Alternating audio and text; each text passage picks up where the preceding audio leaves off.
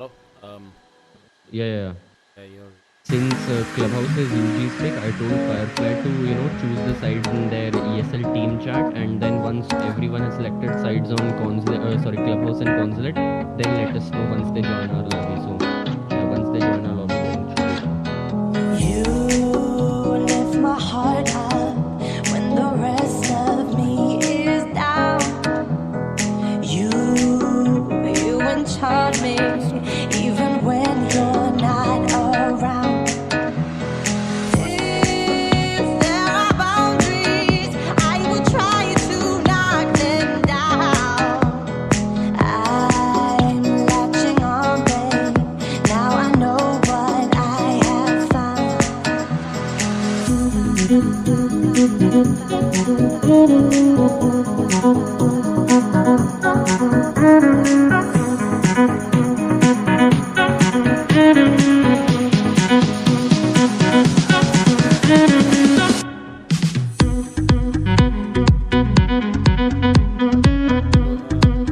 You joined as an analyst for December, Yeah.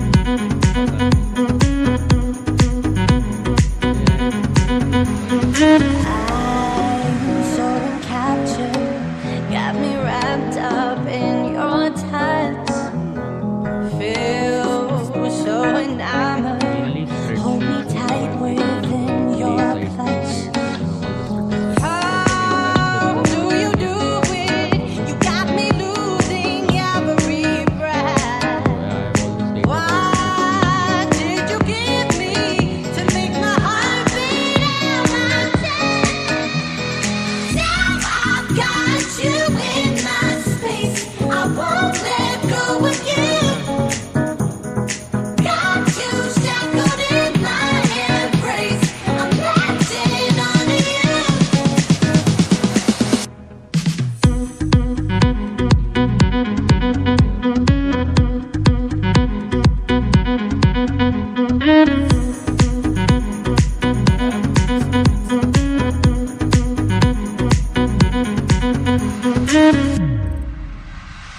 I feel we're close enough. which side? I wanna lock in your love. I think we're close enough. Could I lock in your love, baby? I feel we're close enough. I wanna lock in your love. I think we're close enough. Could I lock in your love, baby? Now I've got you in my space. I won't let go of you. Got you shackled in my embrace. I'm latching on to you. We are on attack. No, so ask them why are mountains selecting overtime? Shouldn't they select the first half defense and attack? At least Parko has to. Okay. Oh, I misread it.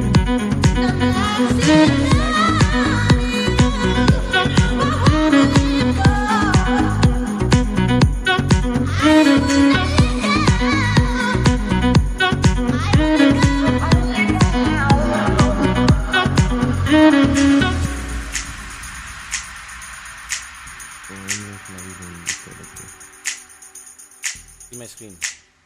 Yeah, I can see your Can you write that down? Consulate attack start from UG. consulate attack UG start. Okay. Yeah, it's written here. You lift my heart up when the rest of me is down. You enchant me even when you're not around. If there are boundaries, I will try to knock them down. I'm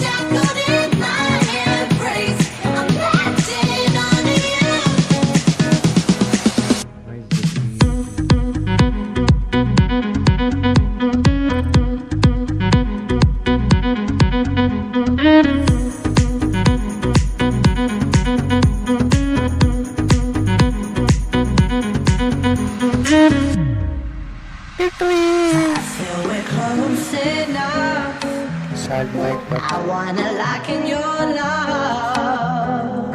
I think we're close enough. Could I lock in your love, baby? I feel we're close enough. I wanna lock in your love. I think we're close enough. Could I lock in your love, baby? Now I've got you in my space. I won't let go of you. Got you shackled in my embrace. I'm latching onto you.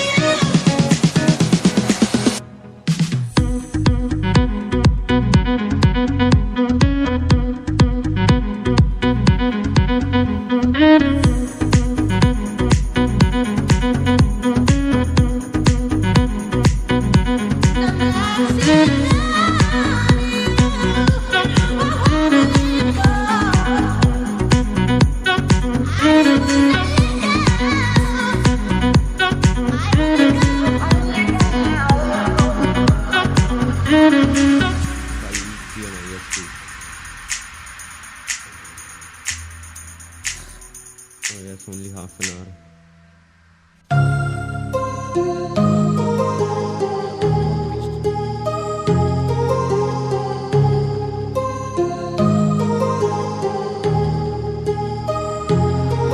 My heart rages around like an ocean in my head, because there are so many things that I left unsaid.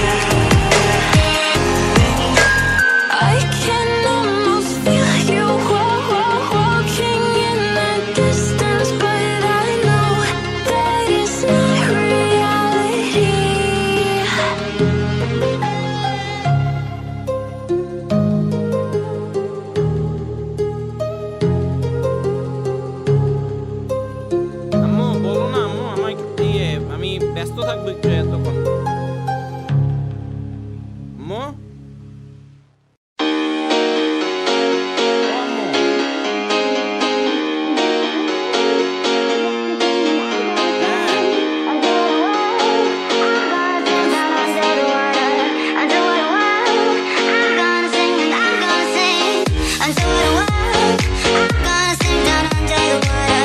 Until the world, I'm gonna sing and I'm gonna sing. Until the world, I'm gonna sing down under the water. Until the world, I'm gonna sing and I'm gonna sing.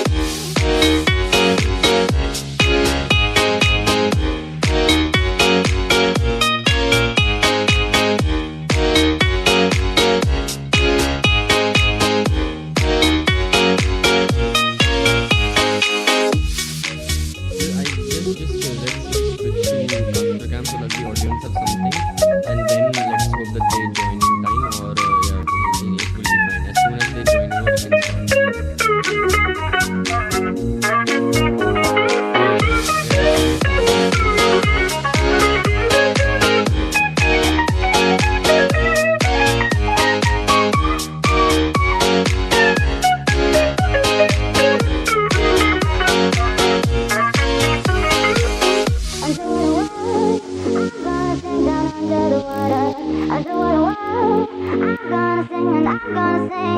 Until the world, I'm gonna sing down under the water. Until the world, I'm gonna sing and I'm gonna sing. Until the world, I'm gonna sing down under the water. Until the world, I'm gonna sing and I'm gonna sing. Until the world, I'm gonna sing down under the water. Until the world, I'm gonna sing and I'm gonna sing. Until the world, I'm gonna sing down under the water.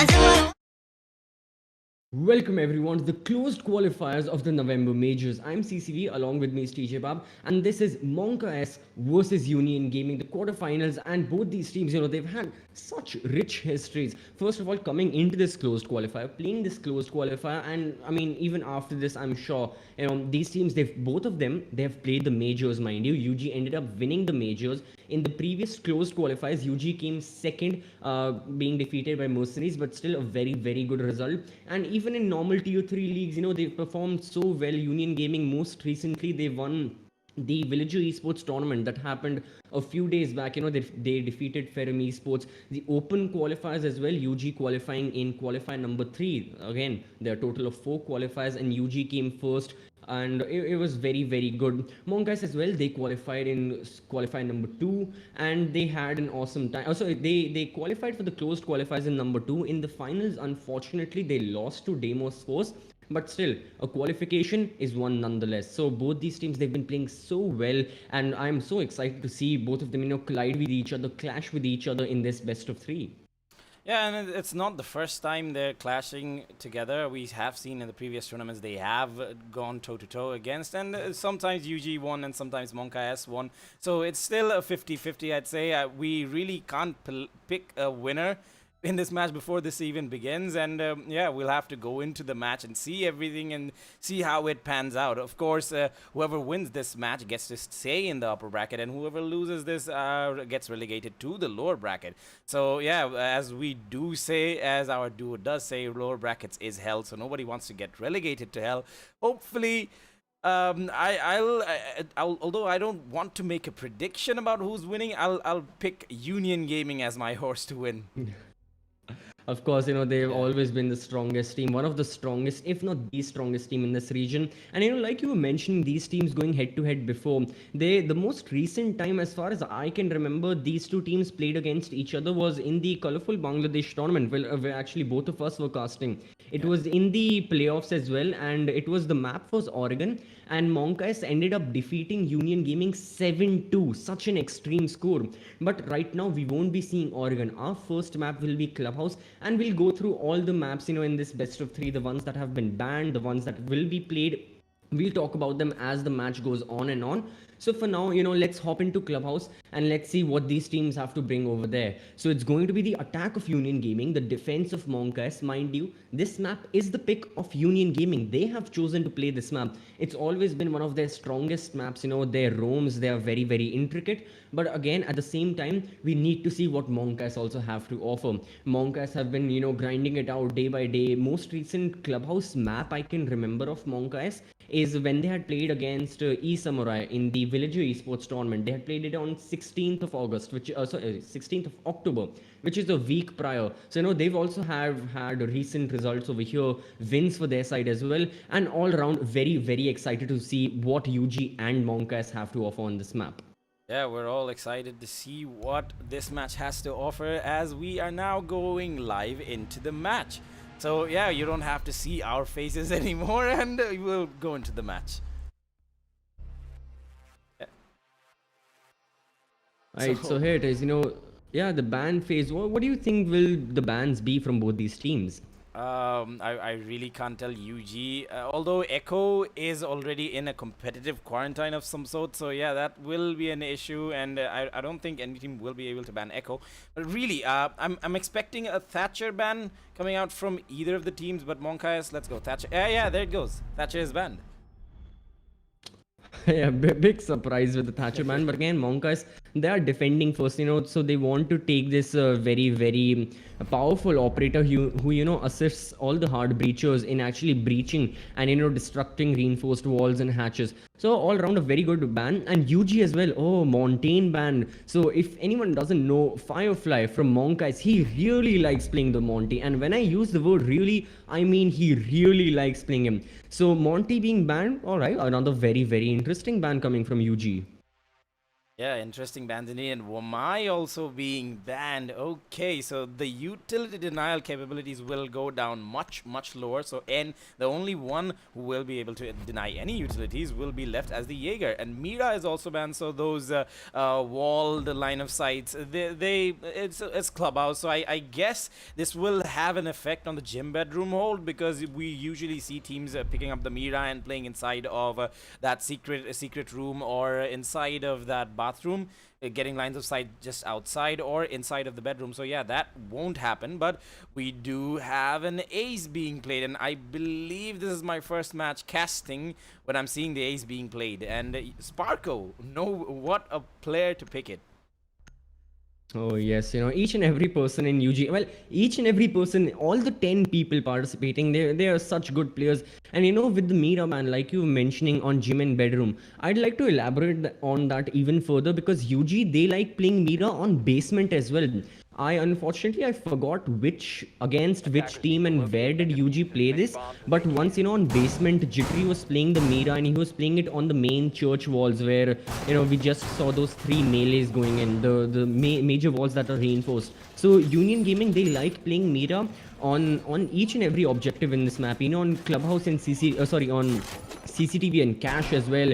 You already mentioned gym and bedroom, and even on basement, church and Arsenal. So I believe that's why MonkaS have chosen to ban Mira. But again, there's honestly nothing wrong. I support MonkaS on that ban. Mira is a very, very strong operator, and I can even expect Mira to be banned on other maps, the other maps which we'll be seeing in this best of 3. Yeah, other map. The next map, I believe, is Consulate. So we will obviously see a Consulate being played. But let's see. The attack phase has begun, and yeah, the operator selection coming out from MonkaS is interesting. They do have a pulse, and the pulse is currently now downstairs. So yeah, with those heartbeat sensors, I believe he will stay inside of the armory and try to check anyone who comes inside of kitchen. And they do have 3 C4s at the ready, so they do want to use UG's favorite toy against them. They certainly do. UG, they are very, very reliant on vertical gameplay, especially in the kitchen area. Because kitchen, it's a hot spot. Attackers want control of that, and they want to open the kitchen hatch, possibly, dropping down and planting the diffuser very late into the round. The defenders, they do not want to give up of that area. They don't want to give up control. And that's why MonkaS, they'll be trying to kill any attackers that stumble upon kitchen and try to make foot over there using their C4s. And the pulse scanners, I believe Ishan, I moved to line, even he threw a black eye, a Valkyrie camera in kitchen to have more information. I'm not sure, but I believe a pulse scanner will be more than enough to sense any attackers that are playing inside kitchen, and any attackers that are trying to open the hatch or open vertical lines of sight. Yeah, vertical lines of sight will be very, very interesting. And yeah, already Jittery is already inside of the kitchen. There was no presence on the second floor, so it was an easy task for these attackers. And already there's 1 minute 30 seconds left on the clock. The first C4 goes out, although the C4 does not catch anyone. Firefly, his UMP does catch, and EX7 is taken out of the round. That is your sledge gone. So this has some interesting repercussions, and also the Hibana being gone. UG, this is not a start you guys want in this matchup. Oh my goodness, players are dropping left and right for UG. Jorah picks out Sparko, so now it's all down to Beat and Jittery, although Jittery does manage to frag one. Will they be able to frag the rest? 4. Maverick is there, so there are some hard breach capabilities left in the matchup, but I don't think it will be used that much.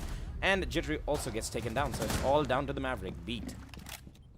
He has taken the trade onto QB, but now he's only one. He's the only person surviving, stuck in a 1v3 situation with only 30 seconds or something remaining. He cannot do anything in this situation, Unfortunate for him, but it's a lost cause for UG. Unless a miracle happens, which is very, very difficult to say, since he's so low on time. And again, each and every person on MonkaS, they're so capable of getting kills, whether it's Ishan, Firefly, or Jorah.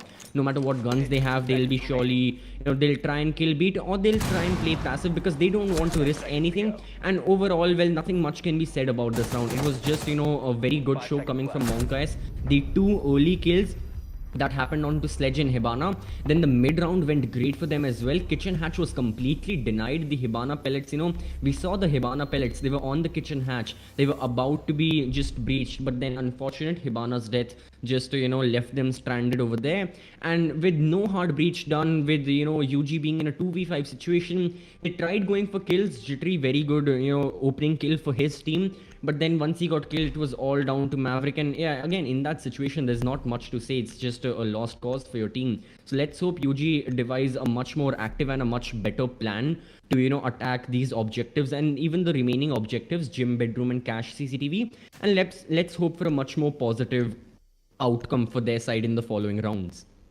Yeah, although there was a Pulse, I don't think Pulse needed his heartbeat sensor that much, because the vertical lines of sight that were opened up by the players from MonkaS was enough to take down the stairs, but this is not a way you want to start your round. QB unfortunately gets he's just an unfortunate victim of some team damage from Jorah, and he is now down to 20 HP, where he has to be the rest of the matchup. And the bandit usually is the more aggressive type of operator, so he has to be a very much passive right now, because he is very, very low on HP. Yeah, again, yeah, it's these mistakes, right now we might be laughing, and it's something to just look at, and yeah, it's a misfortune. But again, these teams, they cannot make these mistakes, in overall, in hindsight, it's just such an important match, such an important map. Because first, let's look at Clubhouse in general. It's the pick of Union Gaming, and they've been performing well. For the first round, they weren't performing very good. Now they've gotten off to a very good start, because Jittery gets the opening kill onto Firefly. That's a Pulse gone off the board, a very reliable source of information, and that's another C4 gone off the board as well for MonkaS. And with QB, like you mentioned already, being so low on HP, he needed to be passive, and he needs to be even more passive, because another kill for MonkaS, they just cannot handle it. It will be a 5v3 situation, and then UG will be easily be able to execute. So they need to be very extremely careful with how they want to attack now, or with how they want to defend now.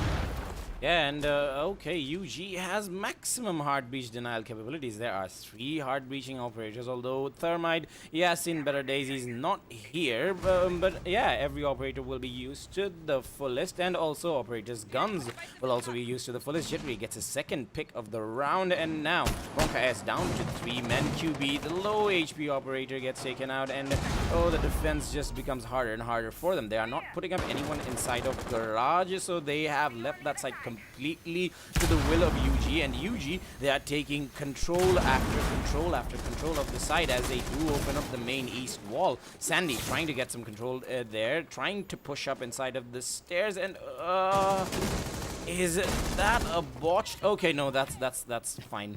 That's fine. The hard breach is fine.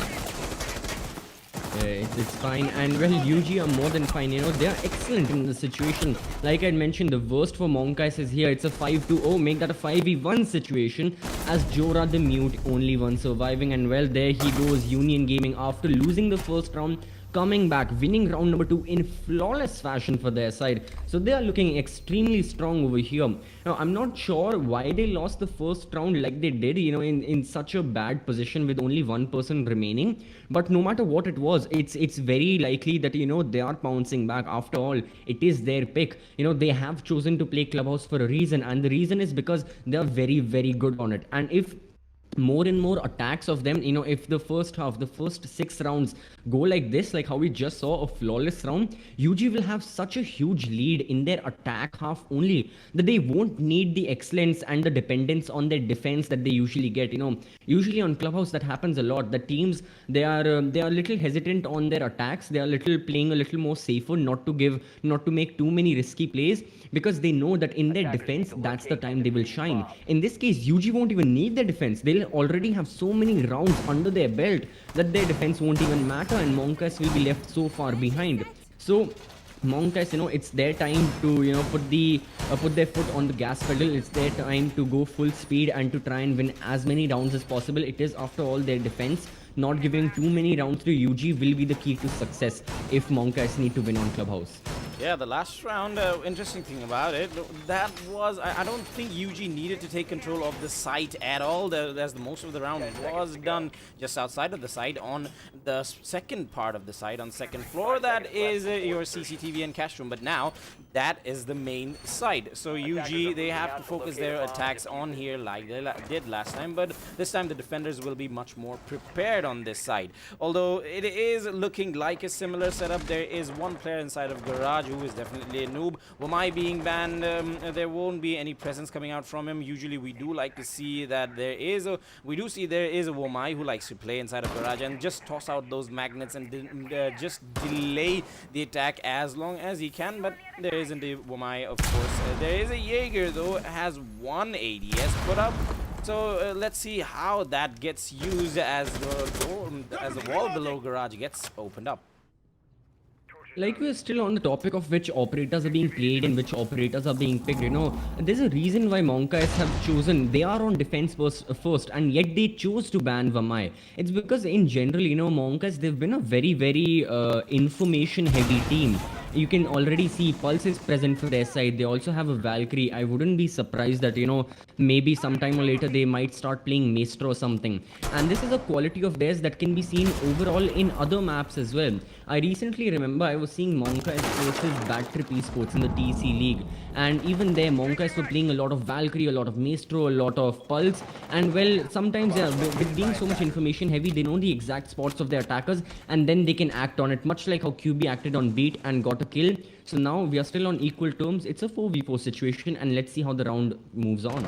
Yeah, there is still much left of the round. 1 minute and 20 seconds is a long time. Usually in this utility heavy meta, we see it's like a 20-second meta, it's called, because all the main things, all the fights and everything that happens at the last 20 seconds of the round. But UG and MonkaS, they don't really necessarily like to play like that. And the Garage push is now coming in. Definitely a noob. His gun will be tested, and he will face a lot of players within a matter of seconds. His ADS gets burnt out. He sees one player, downs him, but the Hibana is there. Sorry, the Sledge is there to get the refrag. I move to line, pushing inside, and the C4 goes out, takes one out, and now it's a 2v2 at a matter of seconds.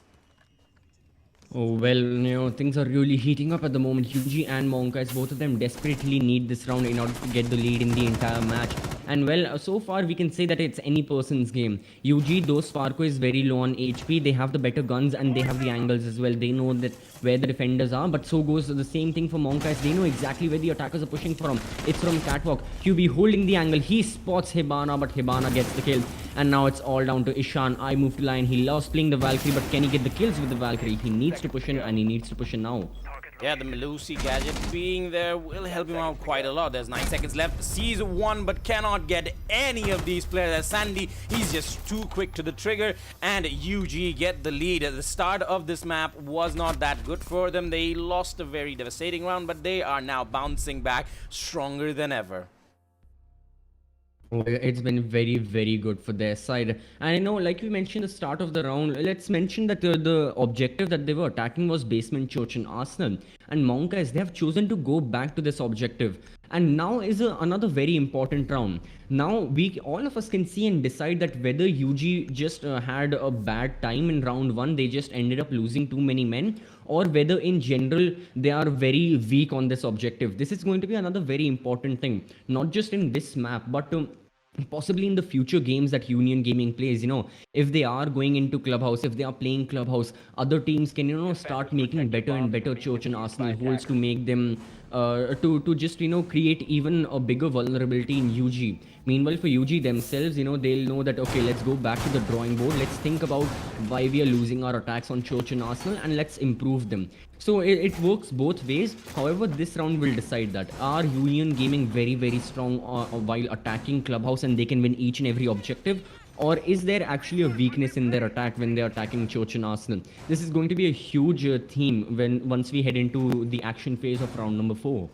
Yeah, round number 4 is going to be a very crucial round because this can make or break the game for MonkaS. They can they can take the lead away from Union Gaming by making the scores equal, because this is one of their stronger sides. They had the only win on defense on this side, and Union Gaming, they really need to capitalize on those mistakes. They need to be aware of those vertical lines of sight that are open by MonkaS. They took advantage of those by taking down those hard breaches, especially the Hibana and also the IQ. So the Union Gaming really need to be aware of that. I move to Lion. We see him going up, but quickly chooses to go below, and now there is a no roam presence from the defense. So UG, they will have their work cut out for them slightly, as they don't have to go for a roam clear. They don't have to waste any time doing that. And on the contrary to MonkaS, Union Gaming are a team that really like to roam. The SSG roams, even other forms of roams like free-flowing roams, where they just have someone playing on the second or first floor without any structure, without any a lot of utility. And that's something that UG opt for in their defense.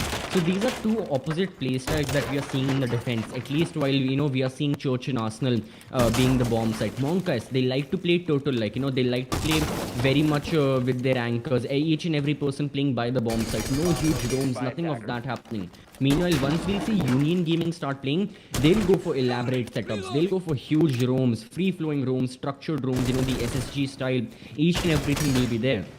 So eventually it comes down to which team wins the round. All these play styles, they will not matter. What will matter is which team has more rounds and which team will win. So in order to find that, let's head into the middle of round 4, as a lot of gunfights have already started to happen near the kitchen area.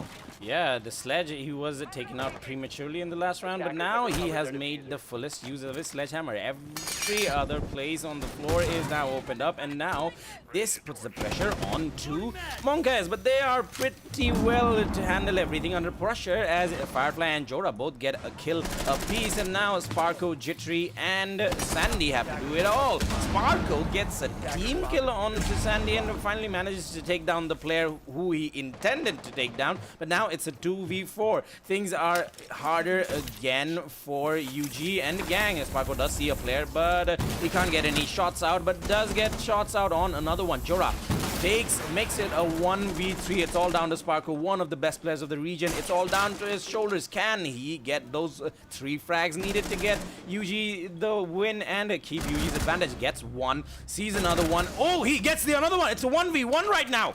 I move to Lion versus Sparko. Ishan versus Sparko. Ooh, the diffuser plant is going down. I move to Lion does hear it out, but he did not see Sparko. Smokes go out. The Melusi is making things very hard for him, and I move to Lion pushes inside, sees Sparko, and it's a knife fight. Sparko wins it out, and Union Gaming get a win. Sparko, What? an ace. What? I have nothing to say right now. Sparko with that brilliant play, it shows why Union Gaming time and time again, why they're such a good team, the individual brilliance. Even if Sparko, he plays support operators, he plays the ace, no matter what he does, each and every person can get kills, and this is one of the best examples of that. Union Gaming absolutely battering MonkaS. Still, credit where credit is due. MonkaS, they put up a great first half. And another interesting theme, we were talking about the Church Arsenal takes. Let's talk about the players themselves. In round 1, the first Church and Arsenal hold, Firefly got the opening kill onto EX7. In round 4, the round we just witnessed, Firefly once again got the opening kill onto EX7. So it shows that UG, they have that sledge. EX7 in his natural state, he's a very aggressive player. He likes getting the kills and he gets the kills. But in this case, he's been shut down on 2 separate occasions by the same person. So I think MonkaS, they've realized this weakness, and UG, they need to, I think, refine this thing that they have. Maybe make EX7 be a little more passive. I know he's playing the sledge. He needs to create those vertical lines of sight, but then not, dying by those vertical lines of sight needs to be an important thing from him. But apart from that, there was one specific thing about this round that stood out. That was the ace coming from Sparko, the final clutch from him. Had it not been for him, the score would have been 2-2 right now. Again, such a good show being put from his side. And MonkaS, very unfortunate for them. They lost another round, and one of their strongest objectives, or more so one of the weaker objectives for Union Gaming, has been won by UG. So they'll go back to Church and Arsenal. They'll try to salvage some points, but I believe UG, the damage is done. In their attack side on Clubhouse, they already have 3 rounds under their belt and a lot of kills. Yeah, kills are the king here. Sparko did try to go for the plan, but he chose not to do and go for the kills instead. But now kills are being had by Union Gaming. Definitely a noob. The Jaeger taken out the start of the round. Oh, the blue hold will be a little bit weaker right now, because QB, usually we see him like to play inside of the armory. Now he has to stay posted up inside the blue and just deny the push coming in from there. So MonkaS, they are... Oh, I don't know how they will go up against Sparko. This ace is coming out from these players. They have a lot of mental aftermaths, both from the winners and the losers side. TJ, yeah? I'm so sorry to cut you off, but I just realized that in the previous round, Ace got the ace. Sparko was playing the ace. Okay. How did we miss this one? How did we miss this? Oh, we're just a little bit rusty right now. We'll go up to pace. Anyways, as I was saying, the mental aftermath, getting an ace for any team, whoever got the ace, this is a very, very big mental boost for him. He will be very much confident in this matchup, and he will take fights and maybe win fights that the defense will not expect. And that the mental game comes out for the defensive side or the loser side too, because they will now be less confident and they will be hesitant on taking fights. So yeah, let's see what repercussion this ace coming out from Sparko does hold. Jittery does see a flare, shoots him, gets him a little bit damage, but no kills are being had. And now there's 1 minute left on the clock. Still a lot of time for these attackers. EX7 gets a kill onto Firefly. Finally, EX7 is the one to get a kill. Oh yes, he's gotten his revenge right now. And like we were talking about the mental boost, I'd like to talk about the mental boost on the remaining team, on the rest of Union Gaming. Because they know that even if their main fraggers die, even if someone like Jittery and people like EX7, the primary entry fraggers, they die, they can rely on their supports. They can rely on people like Sparko, the Ace, the Hibanas and everything to get the kills. And in this case as well, IQ was down, but Maverick got the kill. Another very good example from Union Gaming, showing that each and every person has so much dependency on each other, and it's good dependency. They have reliability on each other. Yeah, reliability is coming out at the QB, and I'm plan tag team up to get 2 kills, but the diffuser plan is going down. Does it get... Okay, yeah, it gets denied, and now... Okay, UG, they were on the high foot. Oh, they were on the front foot at the start of the round, but how did this happen? The diffuser, I believe there was only 1 second left on the timer, but I moved to line, got the kill and denied the plant, and MonkaS have a win on their belt. It's not done yet. The score can still be 3-3 at the end of this half. There's one play I'm not sure whether I completely understand it or not that UG pulled. By the 1 minute mark into the action phase, Jittery had made his way onto the main hallway, the basement main hallway. And he even tagged one player, like you mentioned, it was Firefly and Moto. But after that, Jittery, he relocated all the way to tunnel, and then he pushed. Eventually he got downed. I'm not sure why that was the play that Union Gaming chose. I mean, they already had main hallway control. Jittery, he could have been in Motto late round while his rest of his team were attacking from tunnel and kitchen. He could have just completely caught all the defenders towards the church area off guard and gotten easy kills for him. I'm sure that UG had some play in mind, but yeah, unfortunately, it did not work out for their side. It was too much of a one-dimensional play, and that's why Ishan once again he swung wide and he denied the plant. And after that, it was a simple 1v2 that MonkaS had to pull off. So another very good round for their side, and it shows that Church and Arsenal, UG, maybe it's their quick thinking, the improvisation that unfortunately did not work out for their side, much like that jittery IQ example I gave from main hallway all the way towards tunnel for a non-existent push. No matter what it was, unfortunately it did not work out, and we'll be going back to cash and CCTV for our final objective of the first half. And UG, they've had good history over here. Again, they've been playing excellently on cash CCTV, even in round number 3 where they attacked. They won a very quick round. It was a garage take that came from their side. And yeah, they ended up defeating MonkaS. So it's going to be a similar strat coming from their side. In this case, QB Melusi is not playing on garage top, but he's playing in lounge with a lot of barricades. And yeah, Ishan's playing with him as well. So they want to deny a lot of vertical lines of sight to UG, it seems like, and deny the garage push as well. Yeah, this hold coming out from I Move to Land does not work if there is someone to watch his back, because I Move to Land, this is not a common place for anyone on the defense to hold. Usually you like to stay up on top of the scaffolding on garage. Nobody likes to stay down below, but if you stay down below, you have a lot of angles you can get shot from. And the angles are usually stock room, the bar, and also the blue stairs room. So I Move to Land, he has his back in the form of QB, but in the meanwhile, while he has his back, there is some shortage of manpower in the actual side that they need to defend. Firefly is inside of Cash and Jora is inside of CCTV, but there is no construction player playing on and no gym bedroom defense coming out from them at all. So that might cause them to lose the round. We don't know if this will be a tied half or an advantage to UG.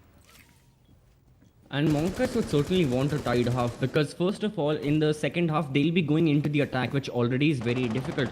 And to go into an attack with a round deficit, a 2-round deficit, it's very tough on you as a team. So, they want to get as many kills, as many rounds as possible. And this is an excellent start. Jaeger killing Sledge once again. EX7, he's been the first casualty 3 times out of the 6 rounds you've seen. He's being a little too aggressive maybe, or he's just being caught off guard. No matter what the situation is, it's not been a good start for him personally.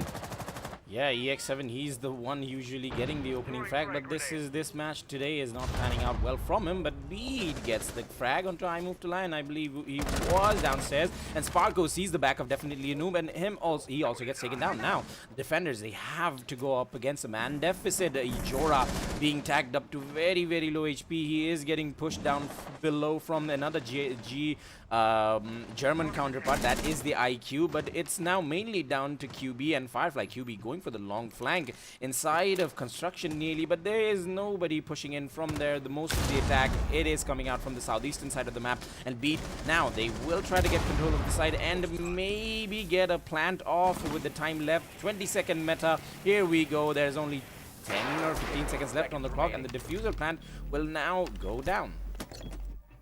It is going down, but MonkaS, they have a lot of denial. There's the C4 being thrown from Firefly, and that is successful. A double kill for him.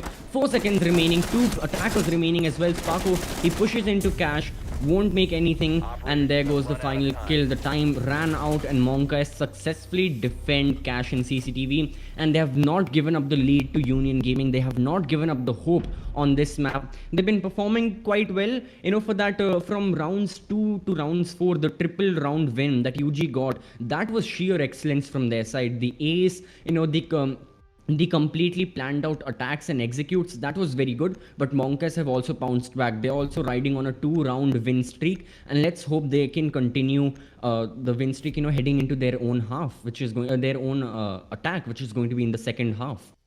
Yeah, MonkaS. Finally, they get a defense win on a side that is not charge basement. So yeah, but especially the kills coming out from the mute, the C4 2 frags really cemented the win on this round for them. But you have to pay dividends to the positioning of those Melusi gadgets, of course, because if those Melusi gadgets weren't there, the Maverick might have been able to go out of the harm's way a bit faster than usual. But with the Melusi gadgets presence, he was very slowed down, and he couldn't move away in time, and the C4 just took their lives, and that was the round done and dusted right then and there. So yeah, Melusi, the passive operator, playing out very well for MonkaS, and now Union Gaming, they also have picked out a Melusi. Let's see how they use it. Melusi on more than one instance really worked out. Even in the Church and Arsenal holds that MonkaS were going for, there was one hold which was around 5, where, unfortunately there was only one person remaining. I believe that was Sandy. Once he dropped from the kitchen hatch, there was another Melusi Banshee to slow him down and to notify the remaining defenders that, okay, someone has dropped from the kitchen hatch, make sure that, he dies. And well, again, he died. So yeah, on more than one instance, MonkaS have really used the Melusi Banshee to its fullest extent, not only slowing down the attackers but notifying the remaining defenders, and it's been very good for their side. And it shows, out of the 6 rounds that they played, in 5 of them Melusi was in play. Yeah, speaking of Melusi, but we need to talk of this weird operator coming out, pick coming out from Jorah. QB gets the first frag, and now the attackers they have, okay, they had control of the side, but Jittery, he is quick to the trigger with that Melusi. He's even helping out, not passively, but aggressively too. Sees the player just on top of the hatch and gets another frag. It's a triple kill for him. He needs 2 more to get an ace and follow the footsteps of Sparko. Can he do it? Takes another fight, gets a bit of damage, has to fall back, but not falling that easily now. Firefly and definitely Anoop. Firefly trying to focus on the dirt tunnel, but will he be able to get any kills? Definitely Anoop pushing into the Melusi. Will he deny the ace? The ace gets denied. Jittery gets taken down. It's still a 2v3. Sparko, Beat, and Sandy left alive, and definitely a noob will not be left alive. It's all down to Firefly. Yeah, it's all down to one person. He drops from the moto hatch. He needs to try his best. He's very low on HP, severely low. Has 3 flashbangs, but there are 3 defenders as well present with their guns pointed. Information to him is present. They know that he's playing by the main hallway. Smoke canisters. Look at so much still, plant denial that Union Gaming have. They still have. Oh, now they have no smoke canisters. My apologies, but they already know that there's no way in hell that plant will go down. It's a 1v3 situation. Firefly, he'll try his best. The shots in the dark go from him. He tags Sandy, but Sandy peeks wide and Sandy gets the kill, and so do Union Gaming. Another round under their belt. They have started their second half. They have started their defense on an excellent note for their side, with their lead going towards them. It's a 4-3 lead in total for UG, and I believe it's going very well. Just one quick thing before we head into round 8 I'd like to mention was, maybe MonkaS tried, just distracting Union Gaming by picking glass and making them think that it's going to be a dirt or a main hallway take, because, dirt's a very congested area. One smoke can completely block off that area, and glass, with his recent buff in the newest patch, it shows that, he's very powerful under these closed quarter situations, and he's very quick. His gadget is very quick to spot defenders. So yeah, they tried to bamboozle Union Gaming into making them think that it was going to be a dirt or a main hallway take, and they pushed Oil Pit in blue, got the opening kill. Once again, EX7 out of the 7 rounds, he's been the first casualty 4 times. That's not a good statistic, but well, UG are still winning the round. So yeah, at the end of the day, it won't matter that much, but it's still something to keep in mind for EX7 and for all of us. Yeah, and usually it's QB and EX7 who's going head to head with the kills, but now it's being contested by Sparko, Jittery, and QB. Although Sparko and Jittery are contesting among themselves, 8 kills each. This is not an easy feat, I would say. So now Union Gaming going for a gym bedroom. I won't say this is one of the weaker sites right now because UG is playing it. So I believe this will be another win round for UG, because MonkaS on their attack attack. The last round, it was just, I believe it was done just a tad bit too faster. MonkaS, they should have taken their time, should have droned everything out and should have gotten the proper information they needed to push on that church bedroom side. But let's see if they do use that experience, use that knowledge, and try to slow things down a bit in this attack. Only, yeah, in the previous round, the Ash, which was QB, by the 2-minute 20-second mark, which was already only 40 seconds into the action phase, he had already made his way into blue, into the generator room, and he had gotten the opening kill onto EX7. And that was a lot of aggression coming from MonkaS. They really tried to catch the entirety of UG off guard. They wanted to just not let them have any time to think about this attack and just, completely go head on, straight, very hot-handed, heavy, just completely going forward into the objective and taking control of it. Unfortunately for their side, it did not work out. Union Gaming, they completely shut down the defense of MonkaS. The attack of MonkaS, and their defense was completely solid. It was bulletproof. They lost a few men, but at the end of the day, it did not matter. They won the round. That's all that matters. And now, yeah, that's Church and Arsenal over for their side. We'll come back to Church and Arsenal probably after one, maybe two more rounds. But for now, let's come back to Gym and Bedroom. As we've already seen, half the action phase go out and no casualties faced. Like you mentioned, MonkaS, they're taking it a lot more slower. They are a lot more thorough with their attacks and how they want to take map control, as majority of the attackers are near the CCTV and cache area. Yeah, UG, although they do like to play a roam heavy setup, this time it's not that roam heavy. Jeffrey is the only roamer who's present inside of the bathroom.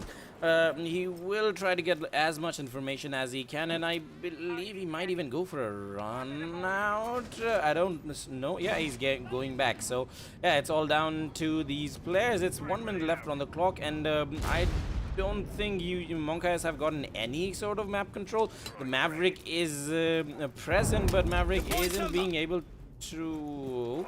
Okay, why was that done? I don't know if Firefly knows or not, but the Ace gadgets don't work against your bandit battery. So yeah, definitely Noob now has to open up that wall, but it's just a bit too late in my opinion. There's 30 seconds left on the clock and no casualties so far. Beat is right there. He does not have a C4. Toss that out. Got no kills, but still 20 seconds left on the clock. 5v5 still. I don't think MonkaS can do anything in this round.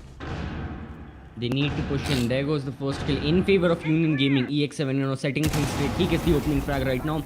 And even on the opposite side, even on the eastern side of the map, it's all not going too well for MonkaS. Now they've made entry into cache with 10 seconds remaining. They are nowhere near the objective. They need to push in. It's being very, very aggressive. And Union Gaming, they know exactly where the attackers are coming from. And look how quickly they've been shut down. I mean, with the main breach being denied, there was honestly nothing MonkaS could do. They tried pushing in. Again, you can see how quickly they were pushing in due to how little time was remaining. But UG, they were completely prepared for this. They knew MonkaS were desperate. They knew they needed to push in. For kills for MonkaS did not matter because there's no way in a span of 10 seconds you can get 5 kills for your team without losing any people. So they knew MonkaS needed to go for a plan, just create some sort of distraction. They tried it, but again, with no breaches happening and it being all too slow of a round coming from MonkaS, UG picked it very easily and they won that round on Gym Bedroom. So it's looking fairly well for their side right now. Only one round away from match point. Yeah, I was saying that MonkaS really need to take their time, but they just took that to heart a bit too much, in my opinion, and they just slowed down everything so much that they didn't have any time left at the end of the round, and that's where mistakes were made, because the round timer, when it ticks down, the pressure just builds up, and when you're under pressure, you start to make mistakes, and UG just capitalized on those mistakes and took the advantage to the fullest. It was a 5v5, but it was a 5v0 at the end of the round. So yeah, it will be very, very harder for MonkaS to come back out from this. They are trailing by 2 rounds. Like I mentioned, UG only one more round away from gaining match point. So yeah, for MonkaS, it's very difficult to say what will happen. Even if by some miracle we see MonkaS heading into overtime, which is honestly I would like to see it. I mean, MonkaS, they always put up a great fight, but even if they go into overtime, they will be attacking first. So even then, UG will have the only advantage of defending, and they'll pick their strongest objective. Now let's see which is their strongest objective. They've won on Church and Arsenal. They won on gym and bedroom in a very good manner, denying the breaches and denying the final execute. Can they win on cash and CCTV, or will MonkaS be able to salvage some rounds for their side? That is one thing all of us need to look out for, and so do MonkaS. They are overall, I'd say they are in a desperate situation. Of course, Clubhouse is the pick of Union Gaming, but that doesn't matter. That doesn't mean a lot because MonkaS also performed greatly on this map, but so far it's not been that great from them. It's been good, but it needs to become great. And will a C4 get tossed up? No, it does not. Flashes do come in. Sparko had the right idea, but the Maverick opening wasn't just open enough for him to throw a Z4 out. So he says that for a rainy day. But I don't know if he will be able to use that, or will MonkaS just be taken out by the guns of UG or not? That is a question that will be answered in a few minutes. But still, MonkaS really pulling their pace and trying to do something within the 1 minute 40 seconds mark. Beat trying to open up lines of sight down below the stock room. Player is seen. Sparkle has an idea where the player might be, tries to give some blind shots but does not find anyone, and now it's still a 5v5. The wall has been opened up by the ace, but still I believe Jittery has lines of sight onto the wall, and he will be able to take down anyone who contests that wall. Yes, and MonkaS, it's been much quicker from their side. It's been much more reliable. By 1 minute 30 seconds, the ball was wide open. They have line of sights. Although, yes, it's going to come down to the kills. Jittery will be looking to get kills. So will EX7. And so will each and every person out of these 10 people competing. And well, there it goes. Jittery gets the first kill onto Firefly. 1 minute mark. As soon as it touched, one person died. And EX7, he's looking to get another one. He finds one. So does Jittery. And now MonkaS once again, unfortunately, in a very, very desperate situation. Ooh, Imuflan trying to bring that back, and okay, it's now a 2v2. QB and Imuflan, they both took down 3 players, and now Imuflan is injured. It's all down to QB, and QB trying to blindly fire into everything he can find. Tries to get inside of the side, but Union Gaming, these players, they are just so much prepared for anything that MonkaS throws at them, and it's just it's just an easy show coming out from UG. It surely is, and much like how MonkaS were defending cash and CCTV, UG up going for a similar strategy. They had someone situated in top garage, and EX7 was holding it down. He had a pixel angle. He even had a Goyo shield in lounge present for him if he wanted to play aggressive.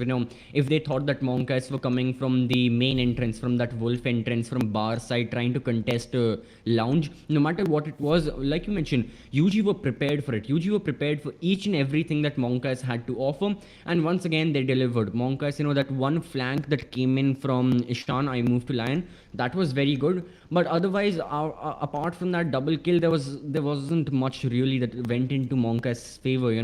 The early kills were completely in favor of Union Gaming. It was a 5v2 situation, and MonkaS were desperate. A few kills helped them. It was down to a 2v2, but then the final 2 kills, Sandy with that double kill, again shows no matter what operator the people of Union Gaming are playing, whether it was Sparko playing the ace, whether it's Sandy playing the Goyo, playing the smoke, no matter what it is, UG all around are very strong. Each of their individual capabilities are excellent, and the only criticism I have in this case is for EX7. Overall, I mean, he's such a great player, probably one of the best fraggers, but yeah, unfortunately in this match he hasn't been able to turn up as much as I would expect him to, and as much as anyone would expect him to. Yeah, EX7, he does really have a lot on his shoulders. He is the main fragger of UG, and he has to carry the team usually to a victory. I would say carry is not a proper word. UG, everyone pitches in and everyone does their part, and that's how they get the wins. And now it's being the same case. Everyone is doing their parts. Although, yeah, we have to criticize EX7, although he does not deserve it because UG is winning. It's just the expectations set by EX7 are just so high from us and from him every time, so we have to expect insane frags coming out from him. But another insane fragger, that was Sparko, gets taken out at the start of the round as MonkaS tries to pull things back. They are up against match point, so any round is a death round for them unless they can go to overtime. Sandy is holding inside of dirt. There is a player just outside. Firefly has that wall open up, but he still has to do a lot to pull this smoke out of this place. Yes, there's a lot of work still remaining for MonkaS, getting control of Dot. Even first floor full roam clear needs to happen. We are seeing IQ come in from Wolf side, destroying that castle barricade, and her remaining friends are also coming in from near the kitchen hallway bar area. They've taken control of kitchen, which is always a very good sign if you're an attacker. They are breaching kitchen as well, but little do they know that an impact trick is happening, and an impact trick went successful for Union Gaming. So, two ace Selmas have been destroyed. The kitchen hatch still standing strong. And we still have another hard breacher remaining. Definitely a noob with two groups of his X-Kairos. And yeah, he can breach a lot. Although resources for MonkaS, they're a little restricted right now. Oh, that's it. Just one more group of X-Kairos remaining. And that will be it. All the hard breaching gadgets will be out. And MonkaS will be on their own looking for kills. Yeah, the kitchen hatch finally gets opened up. Although there is no sledge present, they do have a jackal, so that shotgun does get used to the fullest. And now there's 1 minute left. It's a 4v5 Union Gaming. They are man down, but I don't think that won't matter that much as Jittery tries to make things on their side. Jittery gets taken out. It's a 3v4 right now, but still, time is not a friend of MonkaS. 40 seconds left on the clock. Still a lot to be done in these 40 seconds. They have to go up against these mammoth players of Union Gaming. Although they were Mammoth Gaming before, but Beat gets a frag, but instantly gets traded out. And now, I believe... okay, yeah, definitely Noob saw, but Sandy was there, takes the kill onto Firefly, but now QB and definitely a Noob have to do something. Sandy is still inside of Dirt. Can he get the 2K? Clutch. His location is known. There goes Hibana, and unfortunately she dies. Oh, there goes the final kill for MonkaS. So yeah, Sandy in the previous round, he got the double kill. Unfortunately for him, this time he cannot. And UG, they'll have to wait another round before we head into and overtime. And yeah, before they win actually, for heading into overtime, it's MonkaS who need to put in the work for 2 more rounds. 2 more consecutive victories need to happen for their side. And once again, I don't want to be a negative Nancy for MonkaS, but things aren't looking so good. Mainly because, again, Union Gaming, in the first 3 rounds of the second half, round 7, 8, and 9, they won on each and every objective. Church and Arsenal, Union Gaming win. Gym and Bedroom, Union Gaming win. Cash and CCTV, Union Gaming win. They have so many options in which objective they want to pick if they want to attack over here. And let's see what they chose. They have chosen Gym and Bedroom. Again, in the previous time, they denied all hard breach that came in from MonkaS, made them very desperate. The final second push came in, and unfortunately, due to the early round being very slow for MonkaS, it was shut down. Let's see if Union Gaming can pull off a similar thing, or will MonkaS step an inch closer towards bringing this match into an overtime. Another, again, very, very extreme results happening, and so much is on the line over here. So many high stakes for both these teams. After all, this is the closed qualifiers, and this is the quarterfinals of them. Whoever loses this best of 3 will go into hell. Whoever wins will meet against the winners of Vanquished, Paradox, and MRCZ, another game that's going on right now. So yeah, all these teams have a lot going on in their minds, and let's see how it pans out. 5 seconds remaining. I'm sorry. Although this was, I believe, was the pick of UG this match, and they are the favorites to win this match, so we might see things get a little bit shaky for them when we go to Consulate. That is our next match, but this Union Gaming are very comfortable right now. EX7 tries to go for those aggressive peaks like he always does, but chooses to get back. And now Firefly, he has to worry about that angle for the rest of the match. However, he is there. Selma? Why? What? Anyways, I don't know if it's to bait out EX7, but EX7 does use a camera to see if anyone is there, but nobody is there, so yeah, he's safe for the time being, but with weird things it's Stranger Things. Yeah, MonkaS have never had good history with hard breach gadgets. I'm referring to in the majors when they were playing Theme Park against, I forgot which team, and they used a Hibana X Kairos to open the soft hatch on the roof. I believe that was MonkaS. No matter which team it was, again, they've been very weird with how they're using their gadgets. And I think this is why in mid rounds they are relying, they have too little utility, because I don't know why, but they just choose to throw their Selmas. They choose to throw so much of their precious utility for no reason. I don't even know what Ace was trying to achieve with that. What was he trying to destroy? Was it a misclick? I have no idea. Honestly, I've seen a lot of Rainbow Six Siege, but this has been one of the most baffling plays I've ever seen. Yeah, I can compare this play. I don't know if he did that for that reason, but I can compare this play to another game, although that was CSGO, when we saw a player that was Stewie2K. He was playing for Cloud9, and he threw his secondary pistol away to make the enemies think that it was a flashbang. But I don't know what the Ace was trying to do. So yeah, maybe he was trying to distract, but he now has one Selma less, and now they have to open up that whole wall. And they don't have a Maverick, so that wall, and they don't have a Thatcher either, so that wall isn't going to get opened up anytime in this round. So yeah, they have to look to other avenues to attack, as QB does try to push inside of construction. UG, although they are a man down, those men are still very capable. As Sandy, here's the player right beside him, tries to look that way, and will he be able to get a kill? I still don't know. Yeah, we don't know the outcome of this round at all. You know, it's been quite equal. MonkaS, they are in the advantage, and well, the advantage broadens for their side. They need to push in right now because the execute needs to come in, and well, there it is. The execute coming in at 20 seconds, and a lot of kills flourishing for MonkaS. It's all down to Beat stuck in a 1v4. He does, well, Sandy did get one kill, but now in this situation, unfortunate for his side, the only way he can stop the round is like denying the plant. But yeah, again, it's so unlikely. There is Ash, and she's holding the angle. Beat does get one, but gets traded out immediately using the Capita bolts, and MonkaS again put another round on the board for their side. And now, no matter what we were seeing, that it might be very bleak for MonkaS, no matter what we were seeing, that UG, you know, they'll have a very good victory, MonkaS are showing signs that we might head into an overtime. Only one round remains, that's it. One round remains for their side, but otherwise, if they can pull this one round, if they can get a victory over here, that's it. We are going into overtime. And even then, I believe it's going to be any man's game. From then on, any team can take it. Whether it's UG, whether it's MonkaS, no matter who it is, I'm sure that, you know, either we'll see a comeback or we'll see UG winning. But now, if we head into overtime, everything is uncertain. Right now, UG still have a small chance of making it. They still have a small chance of winning this 7-5, but again, it's a very small. MonkaS, they have so much momentum, they have so much motivation in their side, and let's see if they can make use of all that. So let's head into round number 12.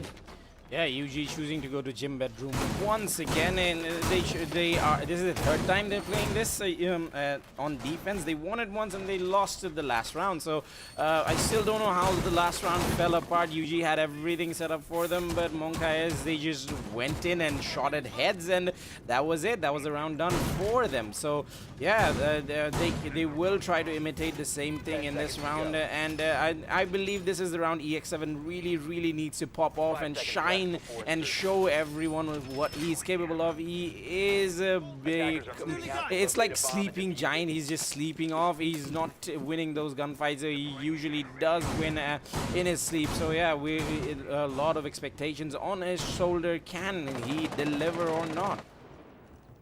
And a lot of expectations on MonkaS as well. You know, they've won the past 2 rounds consecutively. Now they're only 1 round away from going into overtime, from tying this entirely. And you know, they tied the first half as well. You know, Union Gaming, they were going on a very good 3-1, and then MonkaS won the final 2 rounds and, you know, made it a 3-3. And now the same happened to Union Gaming. You know, they had 6 rounds. It was a 6-3, but now MonkaS, they've been winning the past 2 rounds. Will history repeat itself, and will MonkaS equalize the score eventually going into overtime, or will it be something else? Again, it's very tiptoe right now. It can go any direction for any team, and let's see which team wins. So yeah, already we can see the attackers much more quicker with their attack. You know, we are already seeing MonkaS starting the breach on the jacuzzi wall. I don't think, since the Maverick is present, there's no need to deny, and there cannot be any denial. No bandit batteries, no mute jammers, all of them will have been removed, and now it's all down to the Maverick, where Ace throws his Selma, and well, much better use of Selmas this time than compared to the previous round. I think that's something all of us can agree on. Yeah, I do agree on that. But now, Union Gaming, things are getting much harder for them. I don't know if they can deny the match point against MonkaS. QB is trying to push inside from the main side. He's checking kitchen, making sure there is no Sparko just hidden inside of the freezer with a Kapkan or C4s and anything like they did with MRCZ. So yeah, QB have a lot of map control, and these players of UG, they are all piled up inside of the side or really near the side. Sandy is the farthest away from the side. He's in CCTV and cash room, but nobody from the attack is focusing on there at all. So now it's a time game, and it will come down to the kills. There is not much utility denial anymore from UG, and now they just have to shoot those heads. Capital Firebolt does go out, so Beat, he will have to be careful where he takes his footsteps.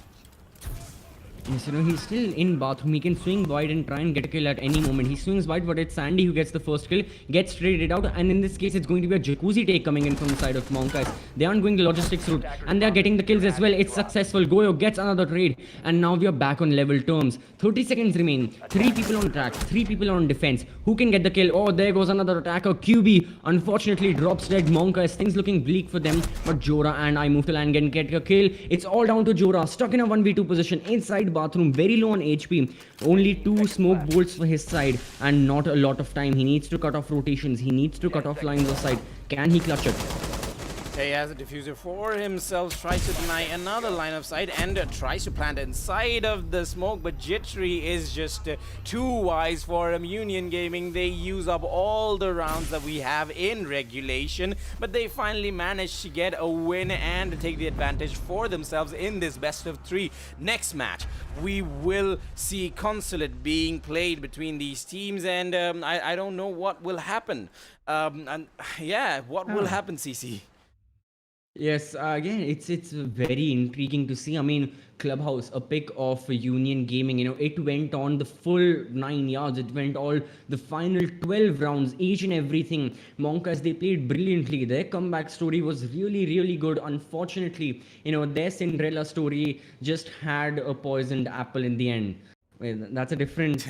Yeah, that doesn't matter. Let's come back to Clubhouse. Let's come back to MonkaS versus Union Gaming again. It was very, very good. It was such a great effort from their side. And props to MonkaS.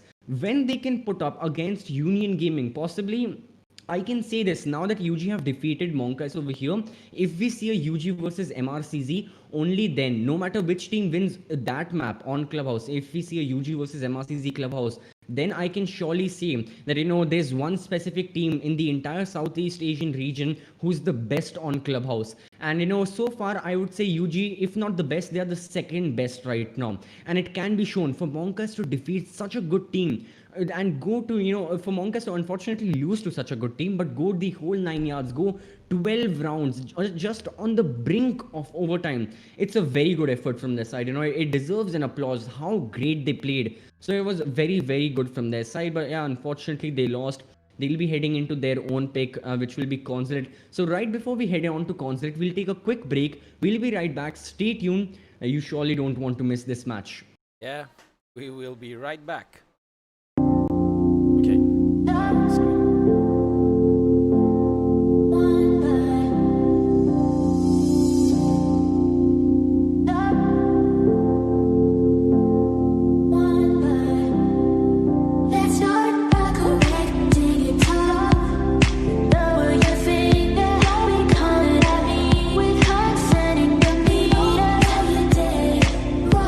And what makes it worse? You don't even have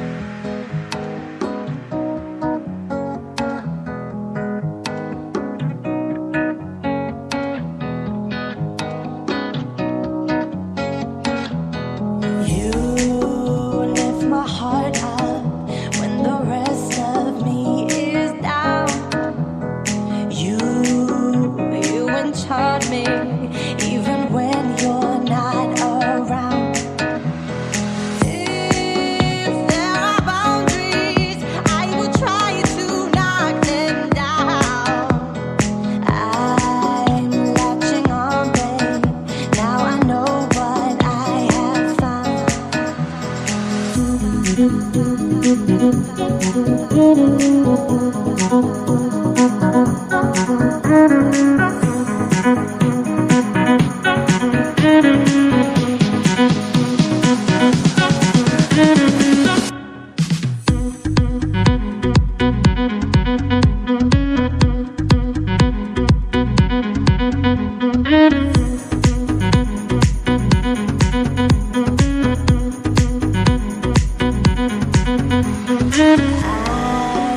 so captured, got me wrapped up in your touch. Feel so enamored, hold me tight within your clutch. How do you do it? You got me losing every breath. What did you give me to make my heart beat out my chest? Now I've got you in my space. I won't let go of you. Got you shackled in my embrace. I'm latching onto you.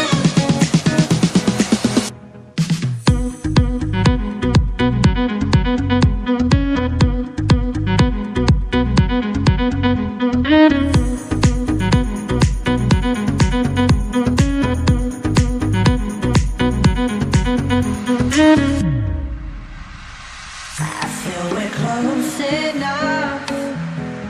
I wanna lock in your love. I think we're close enough. Could I lock in your love, baby? I feel we're close enough. I wanna lock in your love. I think we're close enough. Could I lock in your love, baby? Now I've got you in my space. I won't let go of you. Got you shackled in my embrace. I'm latching onto you.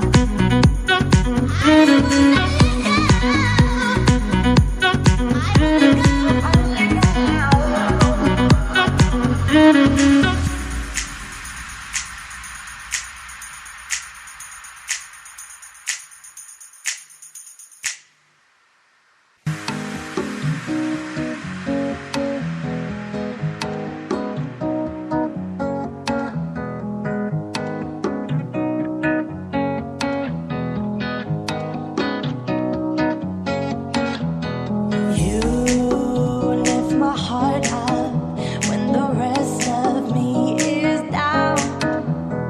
You enchant me even when you're not around. If there are boundaries, I will try to knock them down. I'm latching on, babe. Now I know what I have found.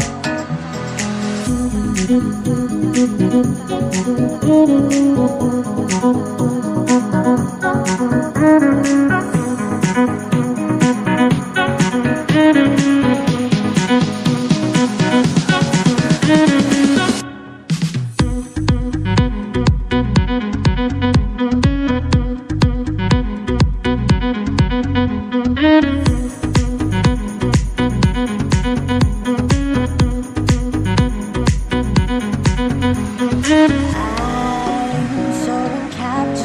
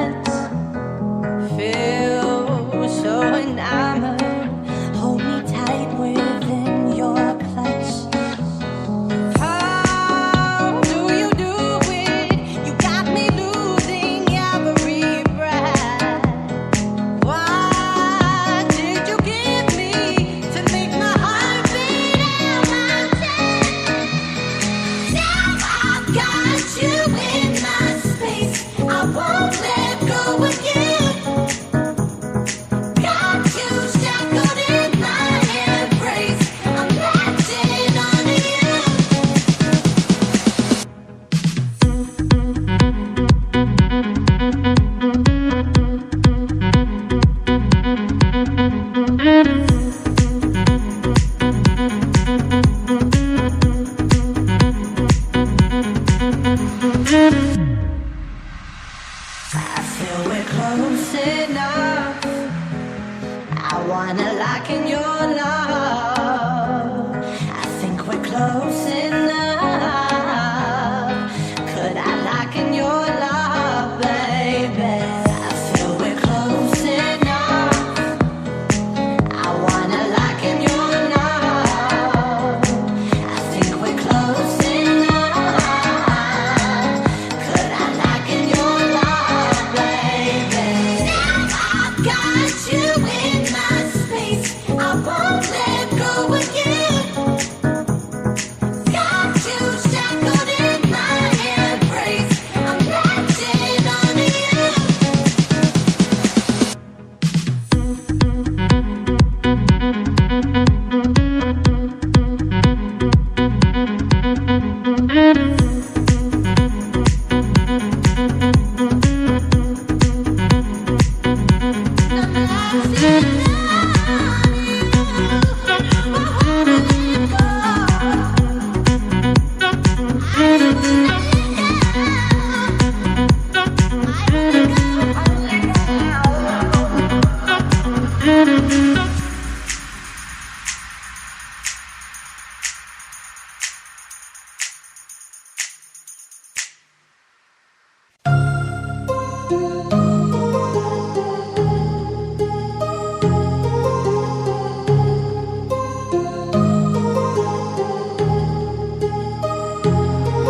My heart rages around like an ocean in my head because there are so many things that I left unsaid.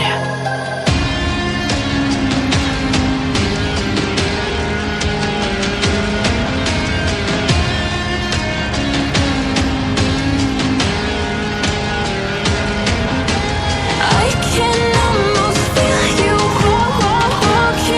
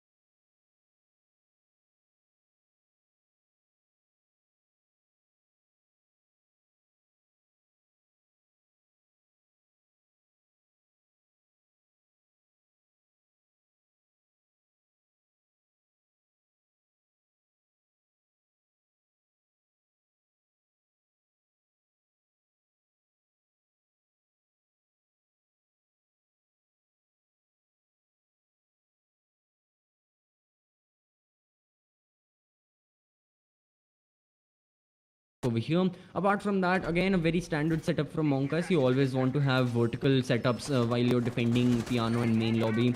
And yeah, there's nothing major over here. It's a standard setup. It's eventually going to come down to the gunfights and which team wins more of them. Yeah, our mics were off this whole time. Oh. I'm so sorry for this, and yeah, production at its finest. We're trying to make do with whatever we have, but now MonkaS have to make do with whatever they have, and the attack is commencing. They are focusing on the admin office, but there is nobody present from the defense. There were some defenders present, but they just fell back, and they are now choosing to hold the upper site. It's not exactly on the objective, as there is only Firefly who is nearby on the floor objective. QB falls back, and Union Gaming, they really need to clear out these roamers. They do have somewhat control of the second floor. I Move to Line is still present. Definitely Move is also present on yellow stairs, but still they have a lot to do. UG, this will burn out a lot of time for them. Will they be able to burn out these players too with that time? Yes, and yeah, they need to gain UG also, they need to gain so much map control and in a span of a very quick time. So drone is going to help out them. UG have been a team with a good drone economy, They have been much more efficient with their drones, but they haven't been efficient with their kills, at least not now. Jora going to pick up Jittery as the first kill as the round hits its half-time mark. And MonkaS, they're looking strong. Ishan still present in towards the meeting room. Kills are going left, right, and center. But now that the dust has settled, it's still an equal play in favor of both these teams. So any of these teams, UG or MonkaS, can win this round for their side.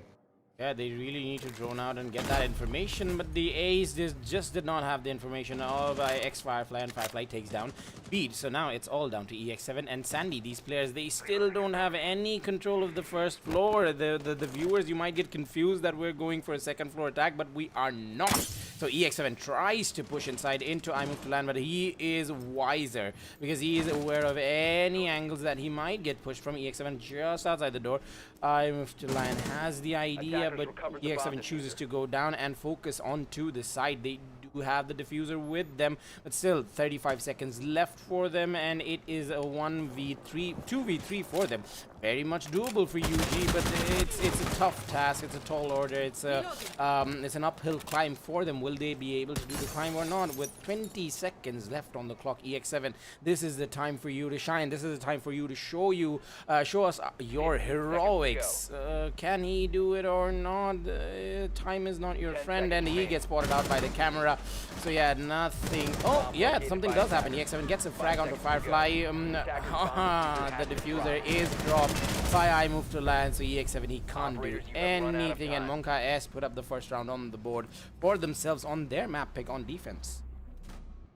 Yeah, we were talking about how Consulate, is an attacker-favored map in general, but Monka is completely subverting everyone's expectations and winning round number 1 on lobby nonetheless. So another great round coming from their side. I think the only thing that helped them really win was, of course, the kills that they got. The opening frag from Jora onto Jittery, even the following kills after that first frag, each and everything was very good. Their roamers held up. I mean, down to the final second, Ishan, he was still playing by that meeting room hatch, and he even got a kill onto Sandy. It shows that, if you don't clear out the roam early on, which unfortunately Union Gaming did not do, it can come back to bite you back. And yeah, it certainly did. In this case, we saw that, MonkaS, their roamers, they were completely towards, they were really, completely just stated in that area, completely like a statue. They were in meeting room, they were holding angles, and then there was not a lot UG could do. They were very low on time. They had a man disadvantage as well. They needed to make a play. It almost happened. EX7 got that one kill onto the piano player, but it eventually did not amount to anything. So I would say a very good round going to MonkaS. If we keep on seeing more and more of these good defenses from their side, I think it's going to be a very MonkaS favored map in general. Yeah, and it all came down to the second floor defense. The site was on the lobby, but everyone from the defensive side was posted up upstairs, and they really managed to slow down UG, and everyone from UG, they just focused on to admin, they just focused on to protector room so much that they forgot to take control of the site. And had they chosen to go into the site and just plant there, the lucks might have been different, and this round might have fared out differently. But now Sparko gets tagged up down to 20 HP. This is not a start you want to have. You want to end this map out as fast as you can. And now that window getting opened up onto console office, this will put these attackers on their toes. They have to be aware of any window that can be opened up, any runouts that can be made, and MonkaS are very much capable of doing that. And I really want to see an archives and server room play defense coming out, but I doubt that will happen from any of these teams. Still, I really want to see one. Yeah, I was going to mention I really want to see an archives attack eventually into basement. We might be seeing something like that, or it might just be a roam clear that UG are opting for. Now Jittery, he is holding the angle onto cafeteria. We have people that have met into the main hallway on first floor as well. So I believe that without the main breach happening, I mean, the round has already hit its, half minute mark. 1 minute and 40 seconds remain. So I don't think the main breach is a priority for UG right now. They want to either come in from spiral stairs, they want to come in from cafeteria side, and it will be very important. Jittery is there by yellow stairs. He's trying to catch someone off guard. He sees Ishan playing by the black car, but Ishan goes back safe. And now UG, I think that they are going to breach the main, the garage wall. It might just be a little too late, and yeah, there goes Jittery once again, the first person to be downed out. He's not been killed. That's good thing for UG right now. But yeah, will the round eventually go in their hands? That's the biggest question that needs to be asked.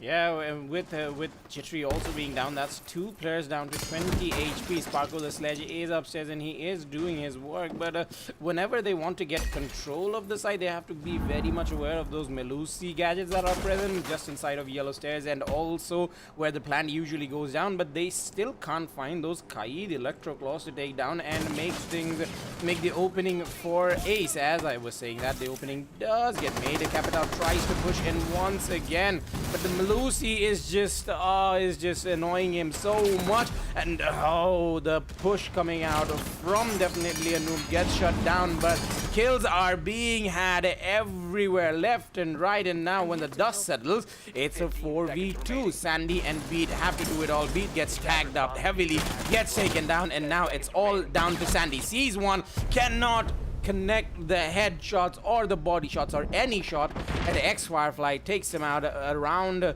1 for MonkaS. They are really looking strong on Consulate. Again, yeah, they certainly are. Unquestionably, they are looking so well on Consulate right now. Such polished defenses from their side. They know when to be aggressive. They know when to be passive, when not to roam, when when to send a flanker to possibly flank the opponents and try and get even more kills. They know exactly. They have entire control on this map. It's like they know. It's like they know the exact. They know the footprints that UG are taking, and then they just counter strat so perfectly to it. Again, I cannot comprehend it in words, but MonkaS are playing excellently, brilliantly. They realize that okay, early on UG are coming in from cafeteria side, so all our defenders that were playing near cafeteria, all our defenders that were playing near the spiral stairs, let's move them back towards the planks area that's present on garage. Okay, late round, majority of the attackers are piling towards the yellow stairs, and they are trying very difficult, they are having a hard time opening the main breach. So each and every attack on yellow stairs, they are desperate to try and open the Cade Electroclaw, to destroy the Cade Electroclaw. Well, let's send someone onto yellow stairs and try and get a kill, and boom, there goes a kill, there goes Jittery, and there goes the first frag of the round at the 27-second mark. So MonkaS were reading the UG's attack perfectly, and they brilliantly played it. So I'm very excited to see. And TJ, it looks like your wishes have come true. We are going to see an archives and Visa defense. Yes, I was smiling when I saw that site being picked up, and oh my god, this is going to be an explosive round, because this side, usually the explosives do play a big part, and MonkaS have a lot of them. If we even count the impact nades that Melusi has, there's 5 explosives to be popped off, and anytime the plant does manage to go down, I move to line the pulse, so he will be staying downstairs inside of server. He will be using his Sorry, he will be using his heartbeat sensor to the fullest, scanning out all those heartbeats and taking out their heartbeats with the C4 that are present within himself and also the players right beside him. Firefly and definitely a noob both have C4s apiece, so yeah, this will be an interesting and explosive round. We do sometimes see the Mira being played here, but EX7 starts things off nicely with a kill onto Jora. So yeah, that is your Womai being taken out at the start of the round. Really not something you want, because Womai, the longer he stays alive, the more magnets that he has available for him, and he can use those better. But now, EX7 does not see the Womai gadget right there, and now he has to use another utility of his to burn down that Melusi. I'm gonna call it Wob Wob, because that's what all the Western casters do. So yeah, the round begins. Yes, and yeah, I think MonkaS, they've gone for a completely different strat. I think this is something they've specifically made this strat, you know, just for to attack over here. Because looking at the operator lineups, Ishan, I moved to line, who was playing Jaeger for the past 2 rounds, is playing Pulse. Jora, who was playing Legion, played Vamai. And Firefly, who was playing Bandit and Cade, is now playing Mozzie. The remaining 2 are fine, but again, yeah, it was a completely different strat. Unfortunate for their side, and good for Union Gaming that they have gone off to such a good start. You know, UG getting 2 early kills, such an early kill that EX7 got onto Jora, and even now, once the execute is happening from the Visa side, and you know, the plant can go in at any time, they just have to be aware of the pulse. Apart from that, I'd say that UG are looking quite very strong, and if they can get just 1 more kill possibly onto the pulse or any other person, then they can easily play plant, and then they can play after plant, and well, there goes the plant. The diffuser is being planted right now.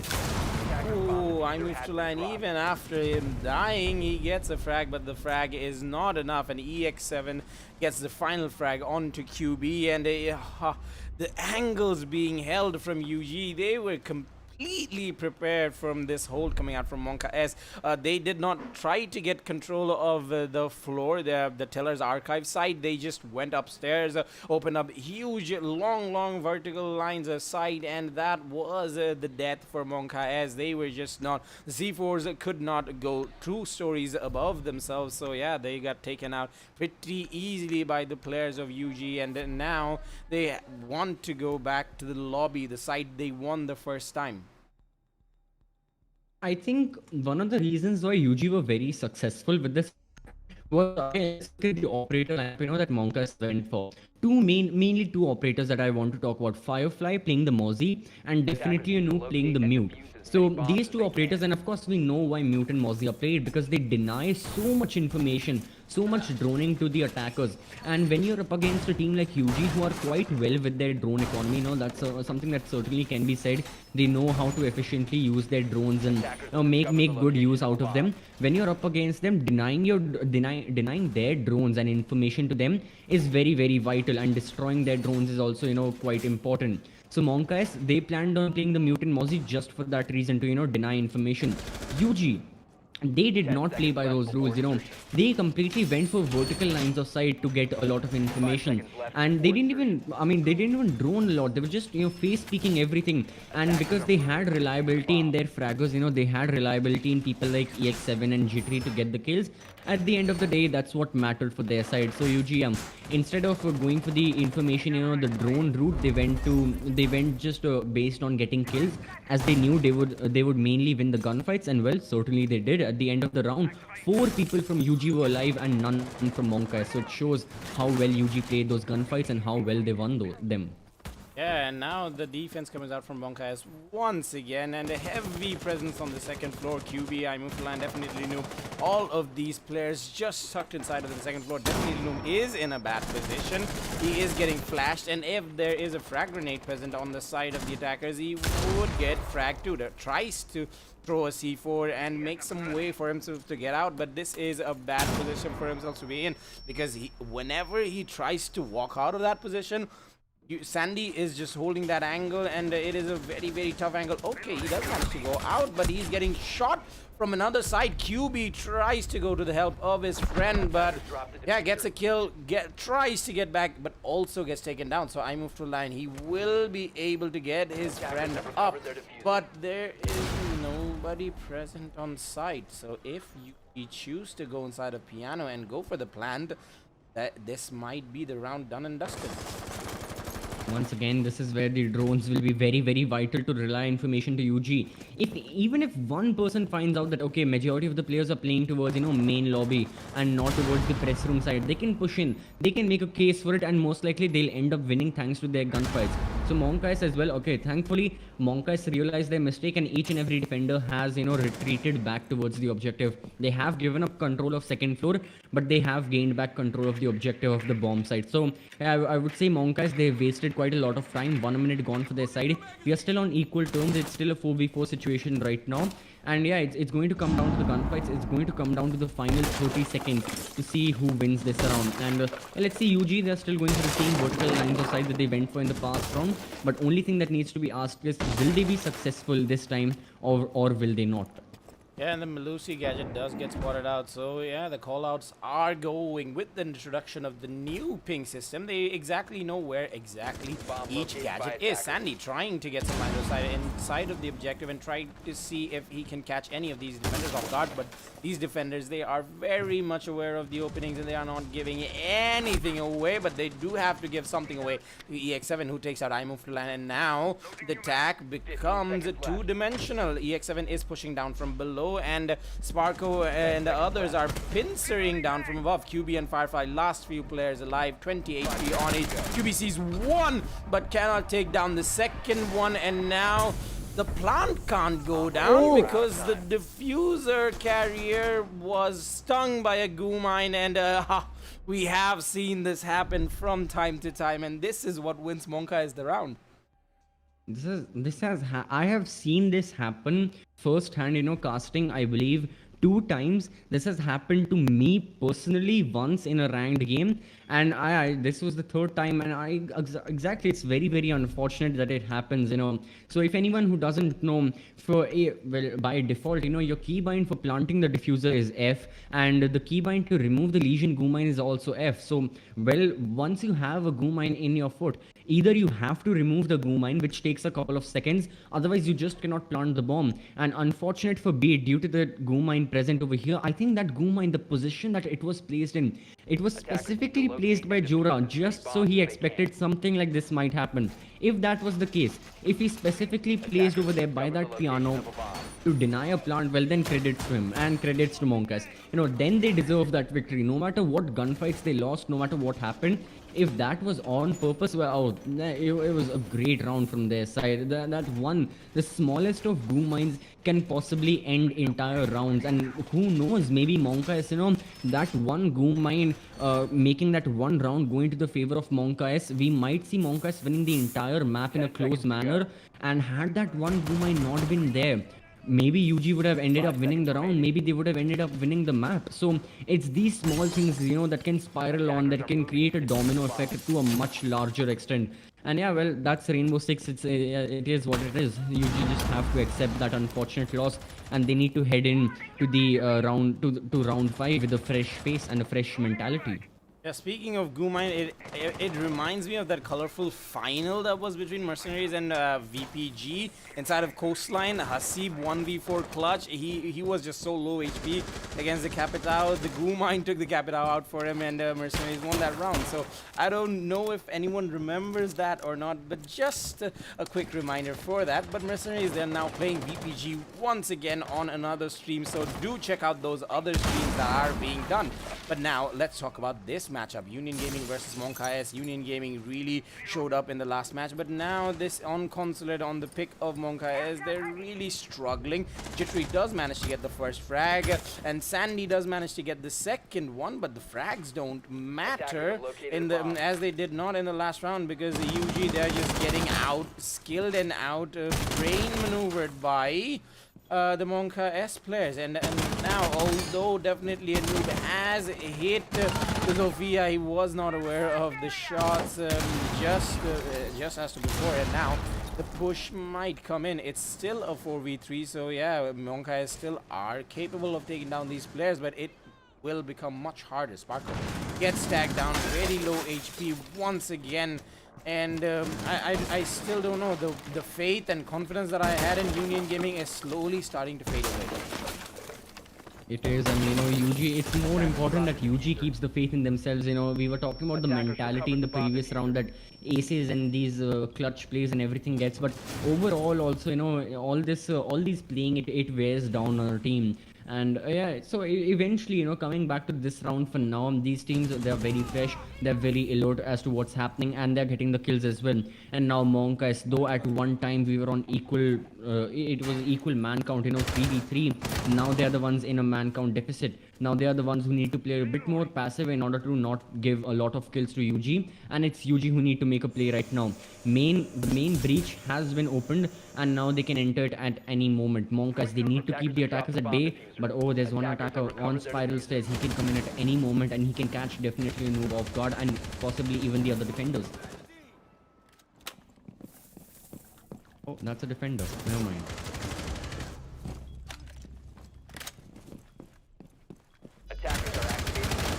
Right, the plant is going down from the side of MonkaS, and oh, the plant was going down from the side of Union Gaming, but well, all the attackers unfortunately died, and MonkaS in a very successful retake situation, all thanks to Jora getting a triple kill. I believe it was a quad kill, maybe a triple, does not matter. What matters is MonkaS won another round for their side. It's looking very, very good for them. They have, well, a 3-round lead right now against their opponents. If they can win another one of their defenses, the final round, if it goes to MonkaS, well, I'm sure they'll end up completely winning this matchup.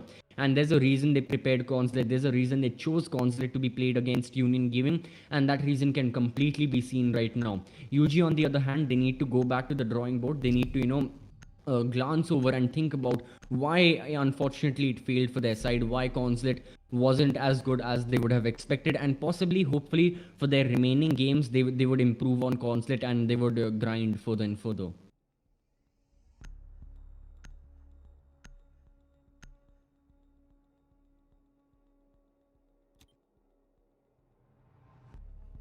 Attackers need to locate and defuse bombs.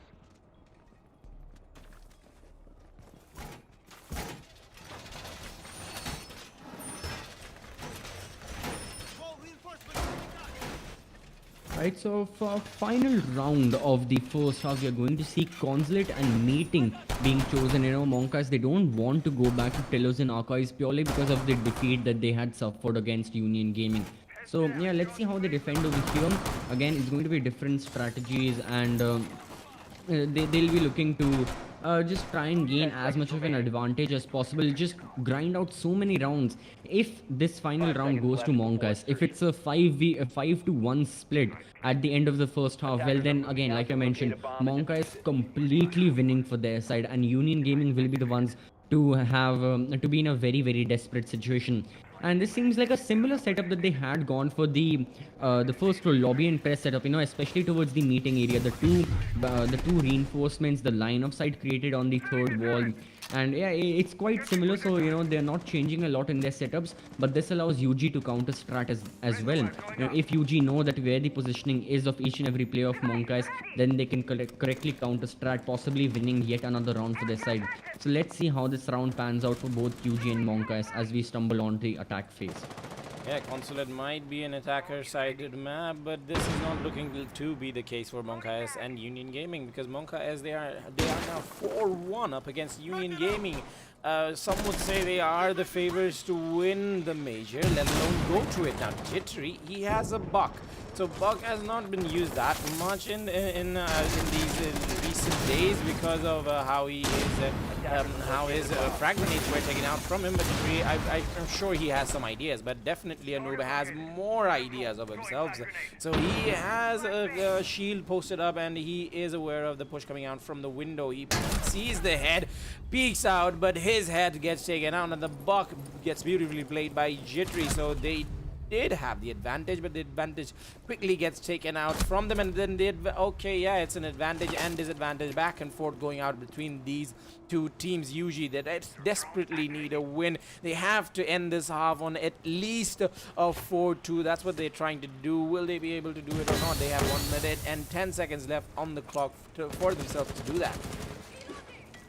Yes, UG, they have sufficient time, but I don't think they have sufficient manpower, especially with two of the best entry fraggers, Buck and Ash dropping dead, and well, there goes another one.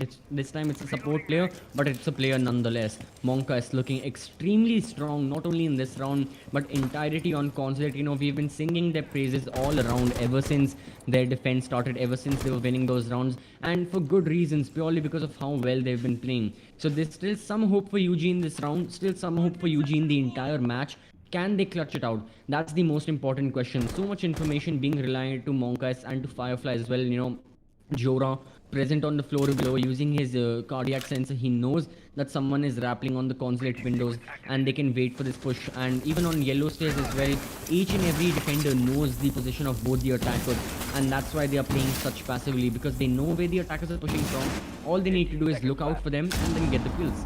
Yeah, although the ace was able to open up that wall, the push did come out, and Sparko is the last person alive. He does not have the diffuser for himself, tries to rush inside, get a kill on to I'm of the Lion, but he is not able to do that, and now another round goes to MonkaS. They are making a quick affair of Union Gaming on this matchup. Consulate, this is their strong map, so teams that will be playing in the Nationals close qualifiers, you really need to be very, very prepared against MonkaS if you want to play Consulate. Either just ban that map out completely or do your homework if you want to face MonkaS in Consulate, because Consulate is their playground. So now they go on to attack. The dominance that they showed on defense, can it continue on to attack or not, or did they just do their analysis and everything work on just the defender side?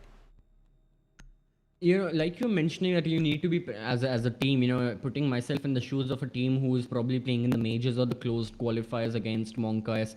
And not only that, of course you need to be prepared against MonkaS, but more than that, you need to be aware that UG, their consulate isn't that strong.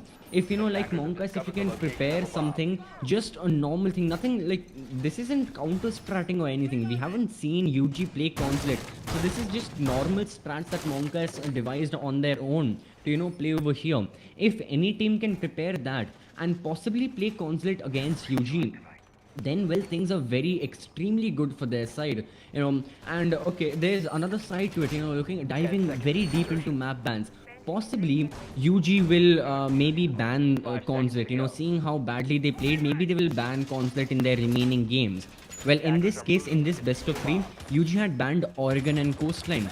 So this opens up the possibility that your team can play against UG on Coastline. And if you're someone like VPG, if you're someone like MRCZ who are quite good on that map, even TR-Nate Valiants, then you can possibly defeat Union Gaming over here. And so, see, it opens up so many possibilities eventually that can happen. So it's very intriguing to see these teams play on this map. And these results affect so much more than these teams know about.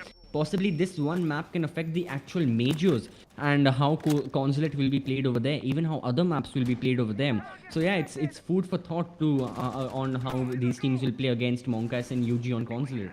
Yeah, now EX7 on the pulse, getting that information that nobody is inside of lobby or even in admin office if he can see that far away. But still, he is prepared for anything and everything. And now one portion of the wall does get opened up, and the Lion EE1Ds do come out, but nobody gets spotted. No information is given to MonkaS whatsoever. They still have to open up that wall. They still have to get inside and get the frags onto these players, which is looking a tougher and tougher task by the minute. They do manage to take out that Kairi Electrical. They do manage to open up that wall, but still, there's 1 minute and 40 seconds left on the clock. They have to do a lot. They do get control of they do not get control of piano either, and they don't have any kind of map control, not even in the second floor. So yeah, MonkaS, they really need to up their time game, and they really need to up their defense game too, because Beat just got a headshot, and I Move to Line is now also taken down by Jittery. Yes, and Union Gaming, they're doing an excellent job of denying entry into the into basement. You can see all these kills are another one. It's all down to QB. Will it be a flawless round coming from UG? That's surely what everyone is wondering. QB, he's left in such a bad position, has one drone on him, but I don't think there's enough time to drone. He has been spotted, a defender probably looking to swing wide on him, catching him off guard. He's watching connector, but can he get the kill? Yeah, Jittery is just a stone's throw away from getting the kill onto. He will push inside and now sees the head of the Sophia, takes him out. Easy peasy coming out from Beat UG, and Union Gaming get a flawless round on the board. What a way to start the defense. They really didn't have their best of showings on their attack. MonkaS really prevailed on their defense, and now when the sides have swapped, when the half is over, when the side switch has happened, Union Gaming really sending a message to MonkaS that okay, you might have your defense round, but we got one attack win, and that might just be all they need to put this 6 on the board for themselves, and even possibly a win on MonkaS's map pick. Oh, a win, it seems unlikely, but who knows, anything can happen at this point. And yeah, I don't know which team I'm rooting for. On one hand, I would like to see this brilliant comeback come from the side of Union Gaming, a 1-5 turned into possibly a 7-5, maybe into overtime, who knows. But on the other hand, looking at it from a much more macro perspective, I want MonkaS to win, because if they lose Consulate, well, then they go into the lower brackets, and they'll be losing both of their maps, on both the maps, on Clubhouse as well as Consulate. So yeah, I'm not sure. I'm very undecided on whom I want to support, but there's one thing I can confirm, is that this match, well, from now on is going to be very tense. It's going to be very hectic for both these teams. UG, they have tasted victory. They have seen that they can win in flawless manners, get so many kills, they can rely on their gunfights in order to win the round. And MonkaS, they know that all they need is 2 rounds. Possibly out of the 5 rounds that we are going to see right now, all MonkaS need are 2 of them, and that will be it. They will gain victory for their side. So yeah, both these teams, there's such high stakes involved. Closed qualifiers, quarterfinals, and out of those quarterfinals, map number 2, and out of that map 2, let's start on round 8. Action phase is started. Jora just entering in, he spots Sandy and he gets the kill. So there goes the opening kill in favor of MonkaS. Yeah, there's the castle present there too, but the castle gets the refrag onto him, mainly due to Jora just shooting so many shots and his magazine running out. But now UG are on the Teller's Archives defense. This is one of the newer sides that have been added to this map, and teams do like to play it quite a lot in the west. But in this region, we don't see teams playing that much, but now the meta has changed and times have changed. In Consulate, the console office is not favored that much anymore. Teams do like to go to Teller's Archives, Teller servers time and time, and to get these teams get these attackers a run for their money. EX7 tries to put up a C4 there. Pre-pose C4 ready to go off at any moment, and Firefly gets inside, gets taken off, and that is beautifully played. UG using their favorite toy to the fullest. Yes, and yeah, for the side of MonkaS as well, they're still not, it's not like, completely all hope is lost for them. It's only 1 minute 35 seconds, half of the round is still remaining, and even in terms of man count, it's only 1 man advantage that Union Gaming have, and MonkaS, they have much better guns, and Consulate in general is much more favored towards the attackers, towards the attacking side. So yeah, I would say MonkaS have a fairly good chance of winning now as well, but that chance has been diminished. Beat gets another kill onto QB, and now UG are looking very strong in this round. Yeah, UG are just showing MonkaS, okay, you might have had a few rounds on defense, but this is how you defend the tellers and servers. And now Sparko takes down iMove, definitely Noob, last man alive, gets a kill onto Beat, but he has to go up against the tall order of these 3 men. Sparko, EX7, and Sandy. Jittery. Jittery is posted right up inside of the site, so definitely Noob, no avenue open for him to get inside. He has to open up either one of those either one of those castle barricades. He chooses to go down below and challenge the servers, but there he meets another castle barricade and a shield. So yeah, things are not looking good for him at all. He does not even have the diffuser, as the diffuser is dropped inside. Jittery is near the side, looks away at just the wrong moment. Definitely Loop trying to push inside. He sees the players, takes 1 down, but 13 seconds left for him to take down 2 more. 10 HP for him. Can he do it? it or not. Sees the prone player, gets him Attackers down located too, a but he bomb. just does not have the diffuser, and time is not his friend. Sparko, all he has to do is just stay alive, are out of time. and stay alive he did. Union Gaming put up that third round on the board. Yeah, once again, UG looking quite well. Momentum has started to gain for their side, and it will be interesting to see how much more momentum eventually will be gained for them.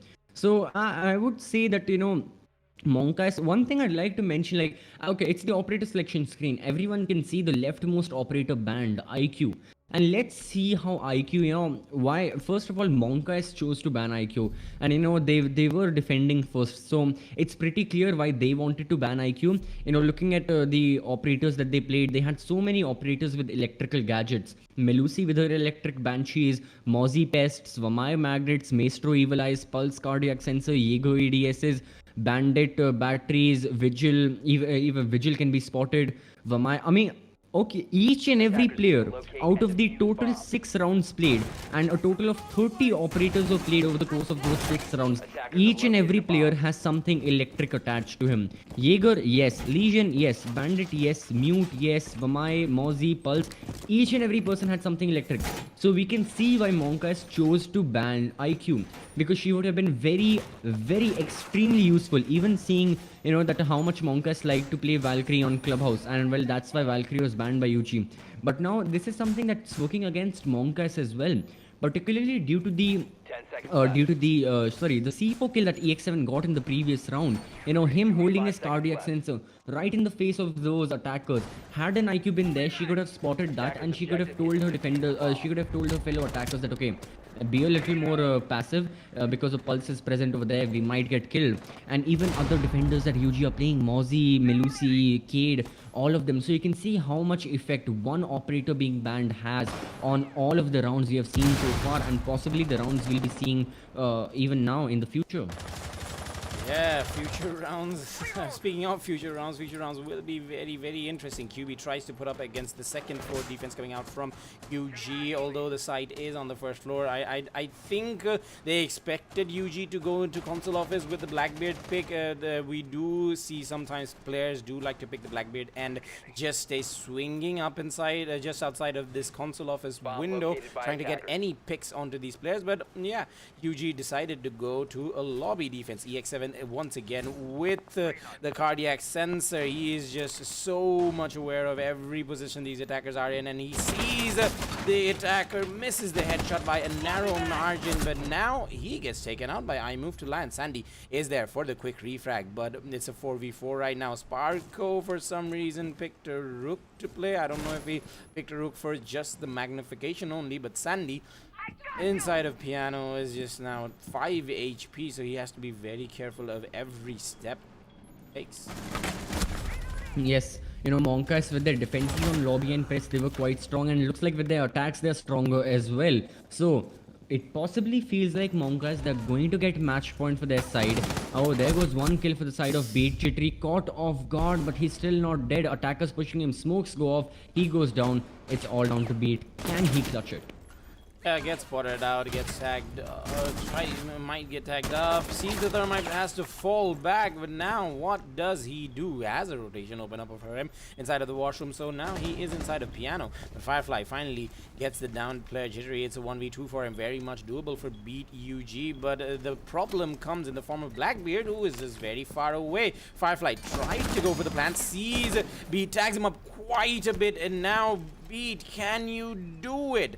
The I Move to Line is still okay. No, he has the position right now and sees the legs of Beat, and now MonkaS have match point on the board for themselves. Finally, they do. UG on the defense got 2 rounds, 2 rounds back to back, but third time was not the charm for them at all. So UG, now things, well, at least statistically, now things are looking not so well for them. Of course, there is a possibility UG will win their next 2 rounds, which are going to be Garage Cafeteria and Tello's Archives, purely because they won those 2 rounds previously as well.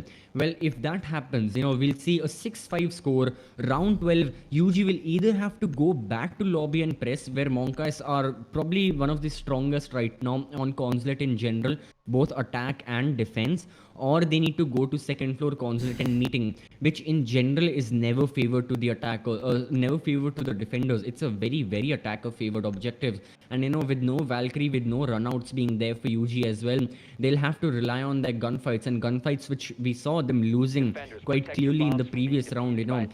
So yeah, it's a brim hope for UG.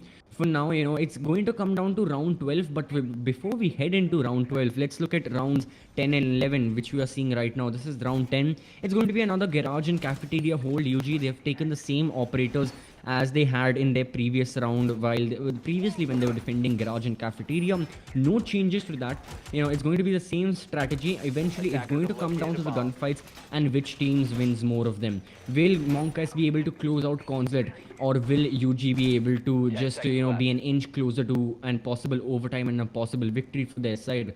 Let's see and find out.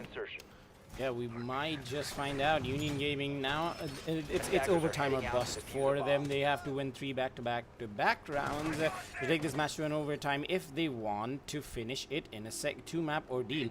But it looks very much likely that this will go to our third and final map to decide who is going to be winner of this whole series. Firefly posted up right beside that wall, and that is a rare sight to see someone picking the Thermite instead of the Ace in this meta. Jittery and Sparko, both of these players are ready to deny the wall breach in one way or another. There is Sandy just inside of Piano. Will he be able to do something to deny this attack? The second floor control is given up totally by Union Gaming, as they are now focusing more on the first floor and the floor below it.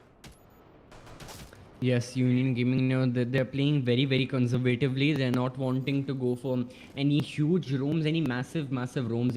Sandy, he's still playing by main lobby on first floor, a reinforcement. Sorry, a hatch that hasn't been reinforced. As a matter of fact, all 3 hatches have not been reinforced. Bathroom hatch is open. The lobby hatch is also open, and so is the other lobby hatch. So yeah, UG, I'm not sure what their play is over here. Maybe they already know that MonkaS don't go for a lot of map control and they like to attack the objective directly. That's why there's no point reinforcing hatches, because MonkaS won't take control of them anyway. So yeah, in hindsight, it's a good strategy UG have opted for, and let's see how it pans out, because well, the attackers are making their entry into the objective and yellow stairs right now. Yeah, EX7 is still trying to get any information that he can, but there's only 1 minute and 15 seconds left on the clock for these attackers. They are very slow with their attack. Ajura is inside. Might be able to get someone just rotating. He has his eyes set inside of Piano, so when the time comes, he will try to get control of that side, because they need the control of Piano to blow up those Kaid Electroclaws. Jura tries to side. There is the Malusi present right beside him, but Malusi has relocated down to the lobby, and now Malusi okay, might have the advantage. Sees one player, gets another, 2 kill coming out from him, goes for a third, but the third is had by Jittery, and now everything has fallen apart for Monka, as this looks very much like a 4th round win for Union Gaming, as only 2 players from MonkaS are alive. This is it. So yeah, there's not a lot of point talking about this round for the side of MonkaS. Unfortunately it's lost. It is what it is. Firefly definitely moved. They'll try their best. They are going for an archives cafeteria push, but with so little time remaining, Melusi still getting the kills. She's still present on first floor, and yeah, Sandy will get the 4K. He gets shut down, but so does this round, and so do MonkaS hopes of winning this round. So yeah, okay, 1 final kill for definitely Noob, a very good effort. But in the end, it's UG who win, and it's UG who are again an inch closer to overtime. And eventually, well, UG is exactly hoping for overtime. So both these teams right now, I would say, I cannot look at the pressure that these teams are feeling. I can only imagine what they are going through right now. But mainly, they will be focusing both attack and defense. They'll be focusing on round 12 and seeing how they want to play over there. UG round number 7 garage cafeteria win. UG round 10 garage cafeteria win. UG round 8 tellers and archives, it was a win. Round 11 most likely it's going to be a win from their side as well. So MonkaS, they will try their best to win over here, but at the end of the day, let's imagine if UG wins here. So it's going to be, again, it's going to come down to the final round. It's going to come down to whether UG choose to go lobby and press, or whether they choose to go on to consulate and meeting. That's what UG will be thinking about over here. They won't be thinking a lot about this round right now, since there's a possibility they'll win it either way. But yeah, round 12 eventually is what it's going to come down to. Round 12 will be the thing that makes or breaks these two teams.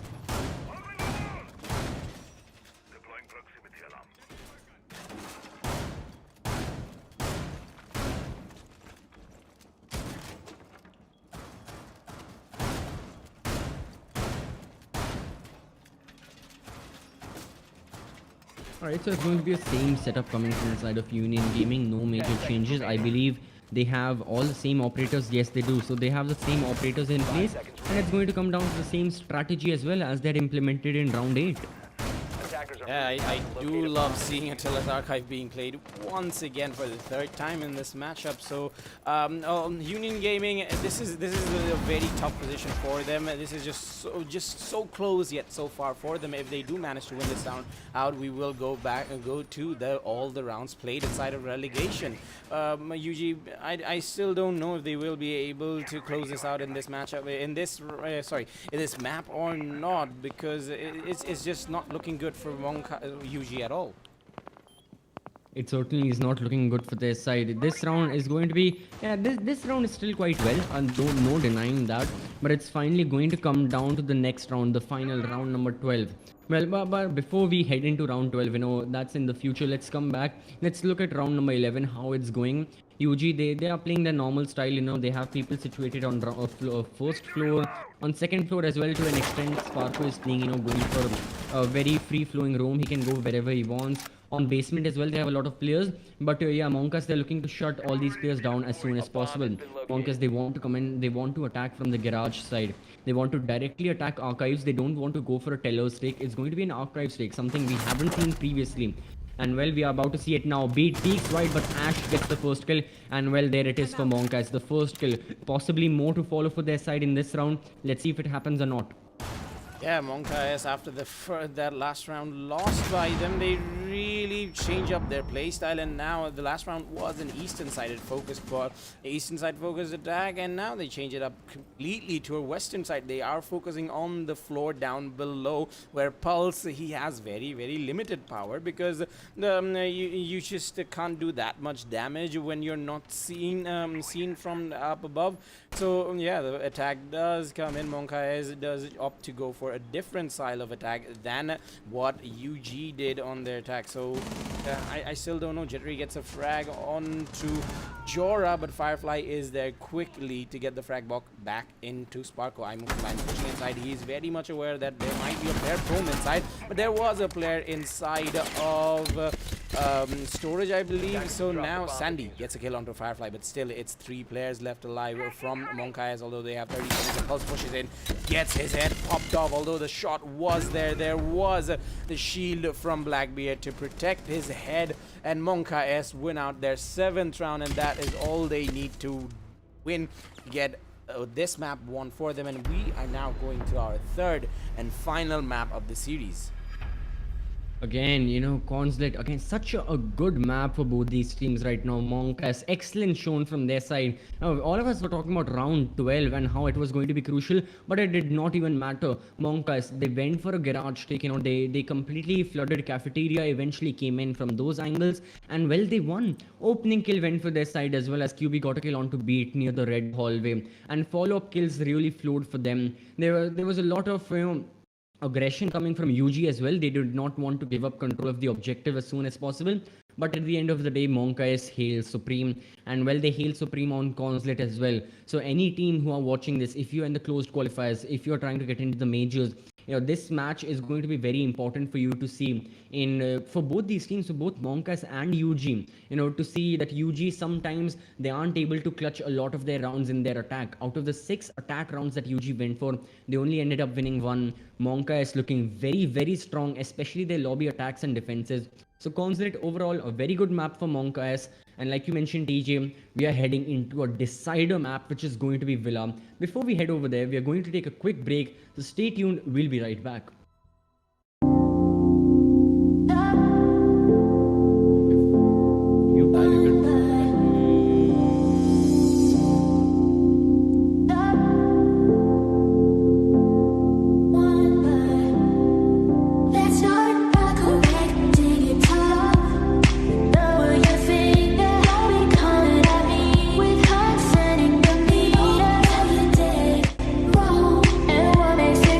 You slowly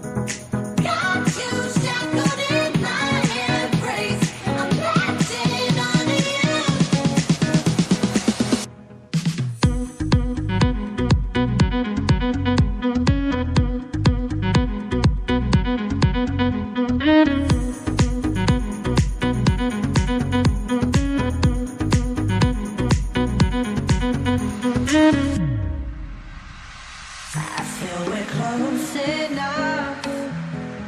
I wanna lock in your love. I think we're close enough. Could I lock in your love, baby? I feel we're close enough. I wanna lock in your love. I think we're close enough. Could I lock in your love, baby? Now I've got you in my space. I won't let go again. Got you shackled in my embrace. I'm latching onto you.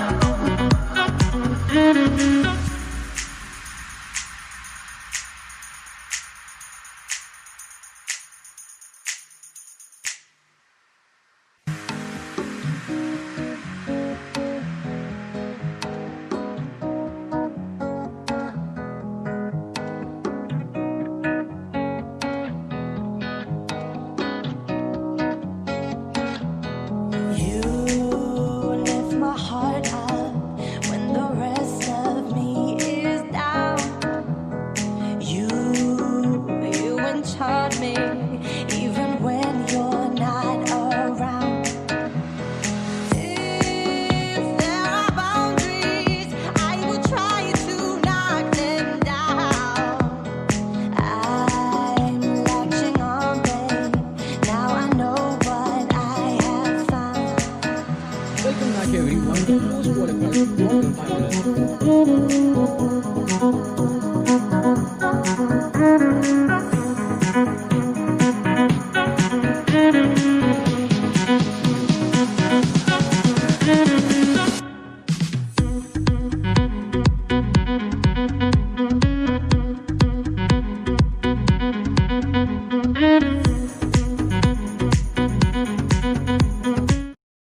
Welcome back everyone to the closed qualifiers, the quarterfinals between MonkaS and Union Gaming. And now each and every quarterfinal has ended right now, but this is the one that's going on so far, and for good reasons, purely because of how good these teams have been playing. MonkaS, unfortunately 7-5 they lost on Clubhouse, but they won on Consulate 7-4, and so it's 1-1 right now. Whoever wins Villa will move on to the next round, the semi-finals. They will face against Mercenaries, another very good team. Whoever loses this will get on to the losers bracket, which is again a very dangerous spot. So it's all going to come down to Villa. It's all going to come down to this one map. TJ, without any further ado, I think it's time we jump in because I'm very excited for this game. Yeah, this is the decider. This decides who stays up in the upper bracket and who goes down to hell. So yeah, without further ado, let's just start the match. This is Villa MonkaS versus Union Gaming. This is nobody's pick. This is the decider map, and this can go either way, as that has been the tempo of this whole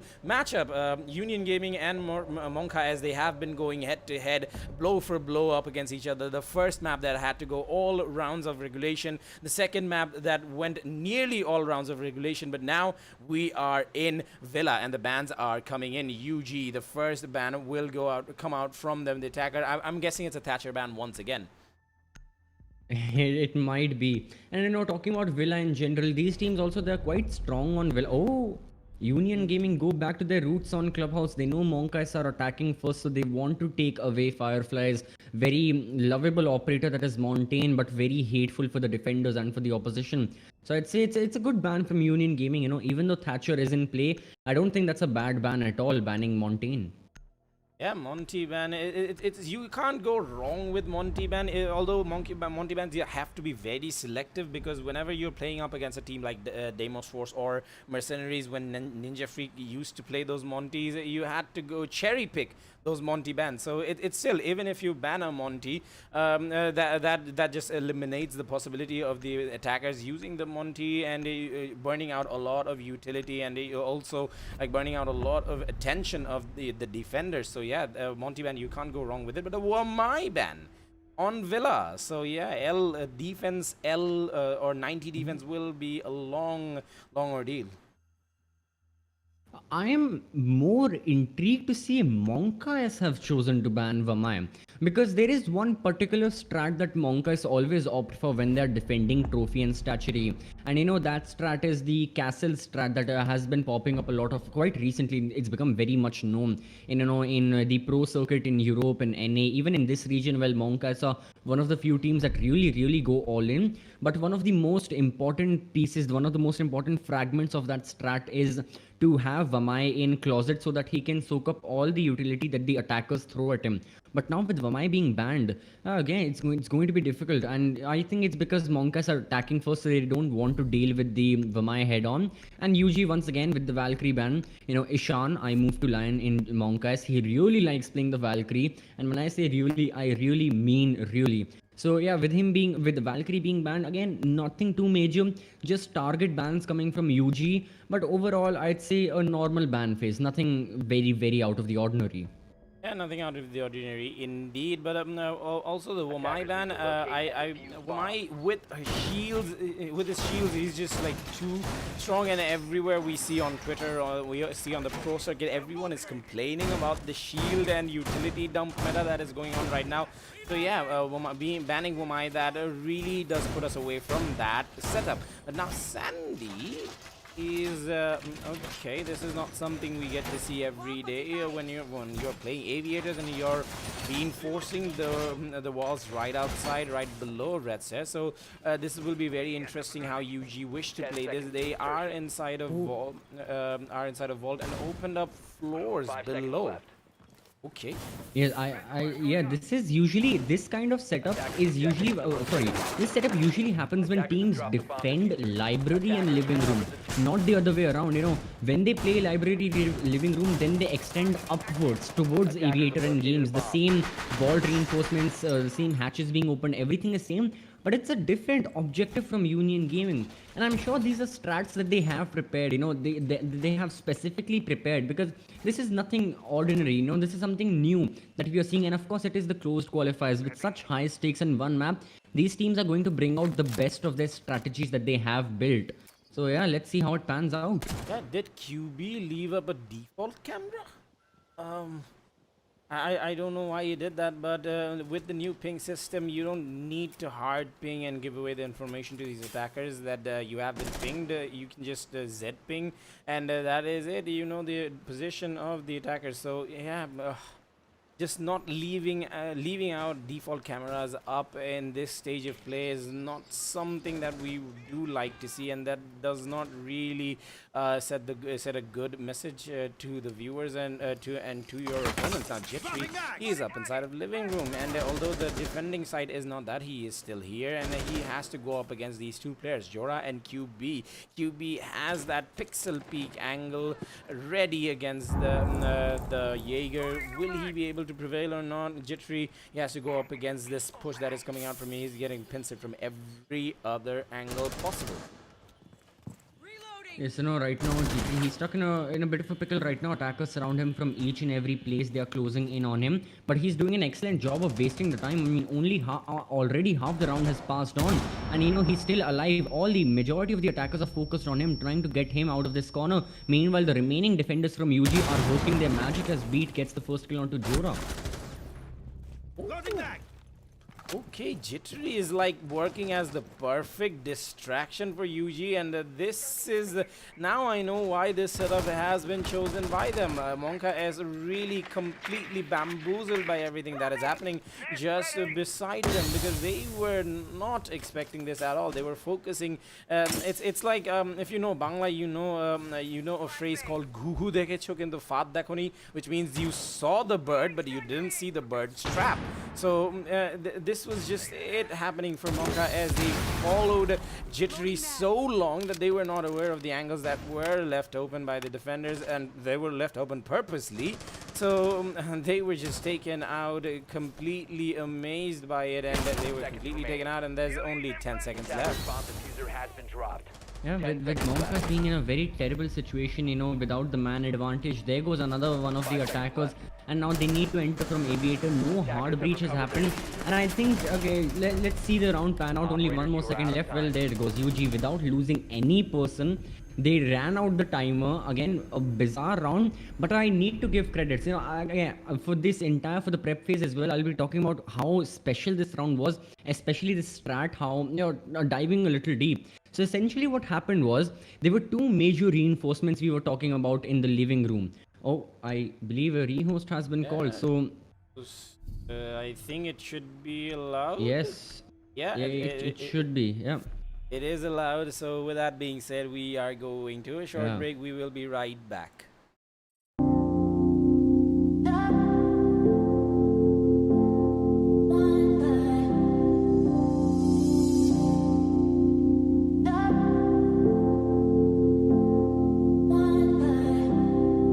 Let's start by correcting your talk.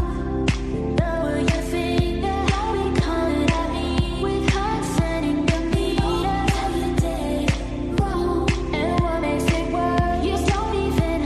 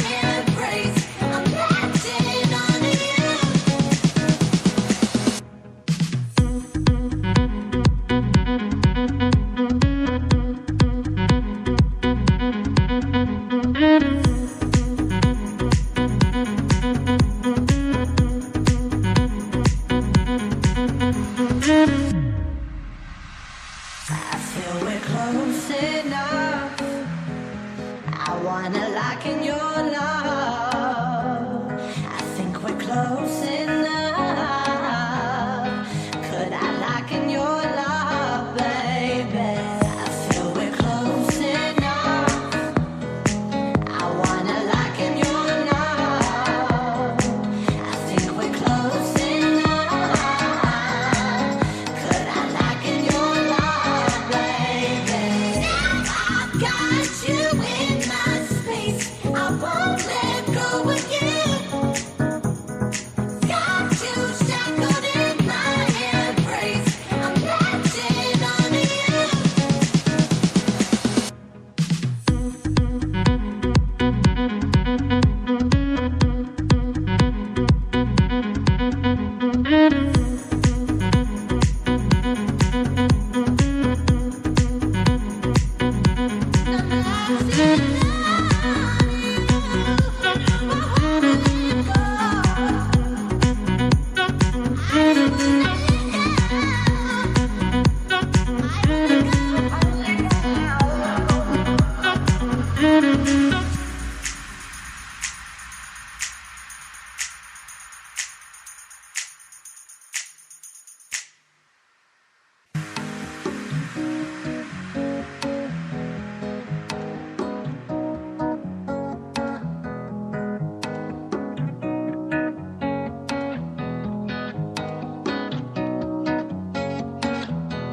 You lift my heart up when the rest of me is down.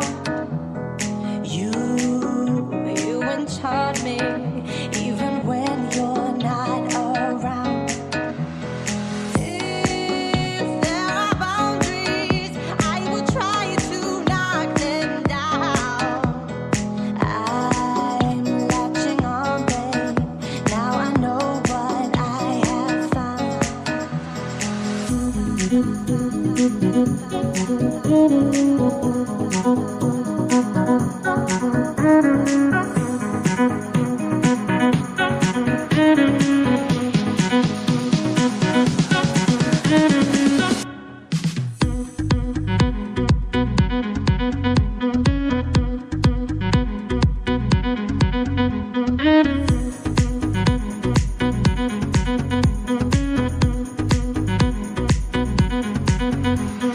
I'm so captured, got me wrapped up in your touch.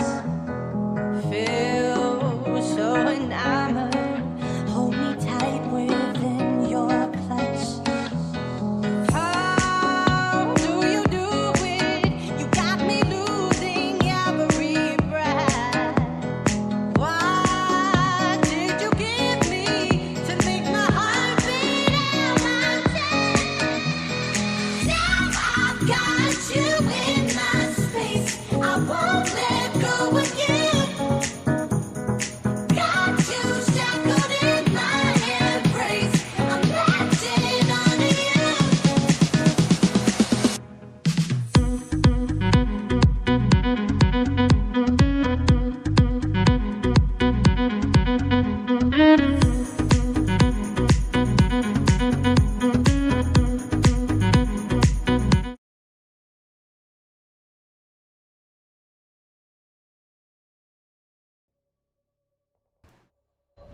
Welcome back everyone to the closed qualifiers between MonkaS and Union Gaming. This is the quarterfinals right now. The winner of this match will meet up against MRCZ in the semi-finals. The loser will head on to the losers bracket and will compete against Vanquished Paradox. So each and every other game in quarterfinals has happened. This one, it's been going on for a lot of time. We're on map number 3, the decider. It is Villa. Round 1, we saw an excellent strat come out from UG. That's a strat I'll have to look at the VOD multiple times to completely understand all of its implications. But in general, UG, they did not want to give up vertical control. They had people situated in living room. The reinforcements were there to, safely have rotations in and out of living room and library. And overall, it was a brilliant strat that UG did. If any of the viewers, you missed it somehow, go back, rewind and watch it, because it was surely a very good strat that has a lot to learn from. Yeah, a lot to learn from, and I'm sure because I did see some of the other team players in the chat who were just watching this match, especially the matches that did start or finish earlier than expected. I'm talking about MRCC versus VP. Anyways, yeah. So everyone who is watching has to go back and watch the stat coming out from UG, because there is a big chance that UG are moving forward in this tournament. So yeah, with that being said, you go back, rewind this video, and watch that strat, and make sure you have a counter strat ready, or just don't peek those angles, because if you peek those angles, you just get taken out, and you just have to ignore the fact that there is a roamer present down below in the library. Yes, again, all these strats, even on Consulate, that one specific Tellers and Archive strat that MonkaS had gone for, all these strats, it's something that, each and every team has to look out for. I'm sure that even in the other games that I unfortunately wasn't able to see firsthand, and the other quarterfinals that were happening, teams have gone for very elaborate strats and all, purely because of how many stakes are involved in this. After all, this is the closed qualifiers. This is, if you lose this, well, then there's no point, all the grind that was going on for the previous months, whichever team you're a part of, all of it will be for nothing. In this case, UG are looking quite strong. Well, there goes the first kill, Sandy finding Jora, and now the room clear is happening from MonkaS, but for now it has been shut down. Yeah, okay, I'm to land finally takes down Sandy, so it's still even Stevens, but I move to land him being downed up and getting taken out. UG, they just make so good use of those vertical angles because these are the only angles they do hold. And now QB scans out one player, is getting slightly tagged, but those do not hurt that much. He had the right idea, was peeking the right angle, but now is not. So the push can come out from Jittery at any moment, and it does, and the Jackal gets shut down. So UG getting the man advantage up against MonkaS once again. Yes, and you certainly, UG are looking so strong right now in their defenses, and this is a trait of theirs that spans on Villa numerous times. I mean, unfortunately, I forgot the last time I saw UG playing Villa. It was in the colorful tournament, but against whom I have no idea. But still, they were playing the Mira back then. Their vertical holds, no matter what they were doing, they are very strong on this map. So again, we need to tie into this that other teams who are watching, if you are in the closed qualifiers, if you are not, look out. UG, they aren't the best on Consulate, unfortunately, for their side, we saw that, but they're very strong on Villa. So all these maps and all these rounds right now will affect the map bans and the maps being played later on. So yeah, coming back to this one, although UG, again, there's nothing much to be said. They're completely dominating MonkaS. Only one person from Union Gaming has died, that is Sandy, and only one person from MonkaS is alive. That is going to be definitely playing the Zofia. Yeah, Zofia can't do much, can't do anything at all. Firefly just got taken down and taken out right before his eyes, but he was just so far away. He couldn't do anything, and now he's just saving his stats, but he can't even do that as Jittery pushes in, takes him out, and Union Gaming yet another win. But remember, this is Villa. Villa is historically a defender-sided map, so any win that you get on the defense side of Villa, that can go away from your hands when the sides are swapped, when the rounds are done, and when you go on to attack. Yes, and yeah, again, just one small quick thing I believe we haven't addressed it is after the rehost, Poseidon is playing instead of EX7. Yes. Yeah, so that's the reason why UG had called for a rehost. EX7 was having some technical issues with his ping and all, and he will not be playing Villa now. And more importantly for Union Gaming, they cannot call any other rehost. So let's hope it never happens. But if someone from UG were to disconnect, then UG will have to play 4v5, and that's never a good situation for a team to be played in, and especially on a huge map like Villa already is, vertically and horizontally, it's quite large, very extensive. So as defender, I was saying that. Okay, yeah, Caster's curse. You jinxed it. Yeah, I've always thought Caster's curse happens just during the rounds and kills, but Yeah. Oh, thankfully he's back. But yeah, in this round, UG will have to play a 4v5.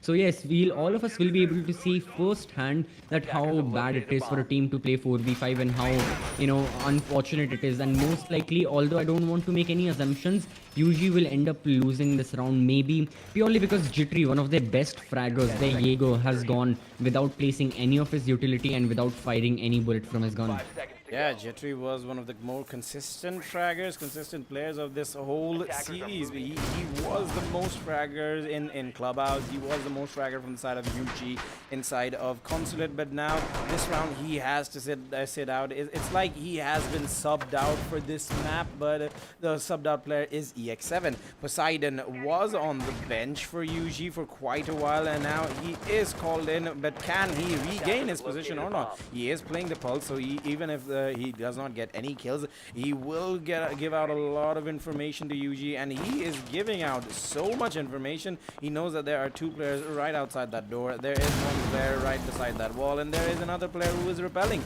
That is 4 players position UG knows. So definitely Noob is the only player who is upstairs, and he will be using his drone to flush out any roamers that might be present. Attackers recovered the Yes, bomb. Union Gaming, one thing I really like about them is how much they and how equally they diversify their operators on defense.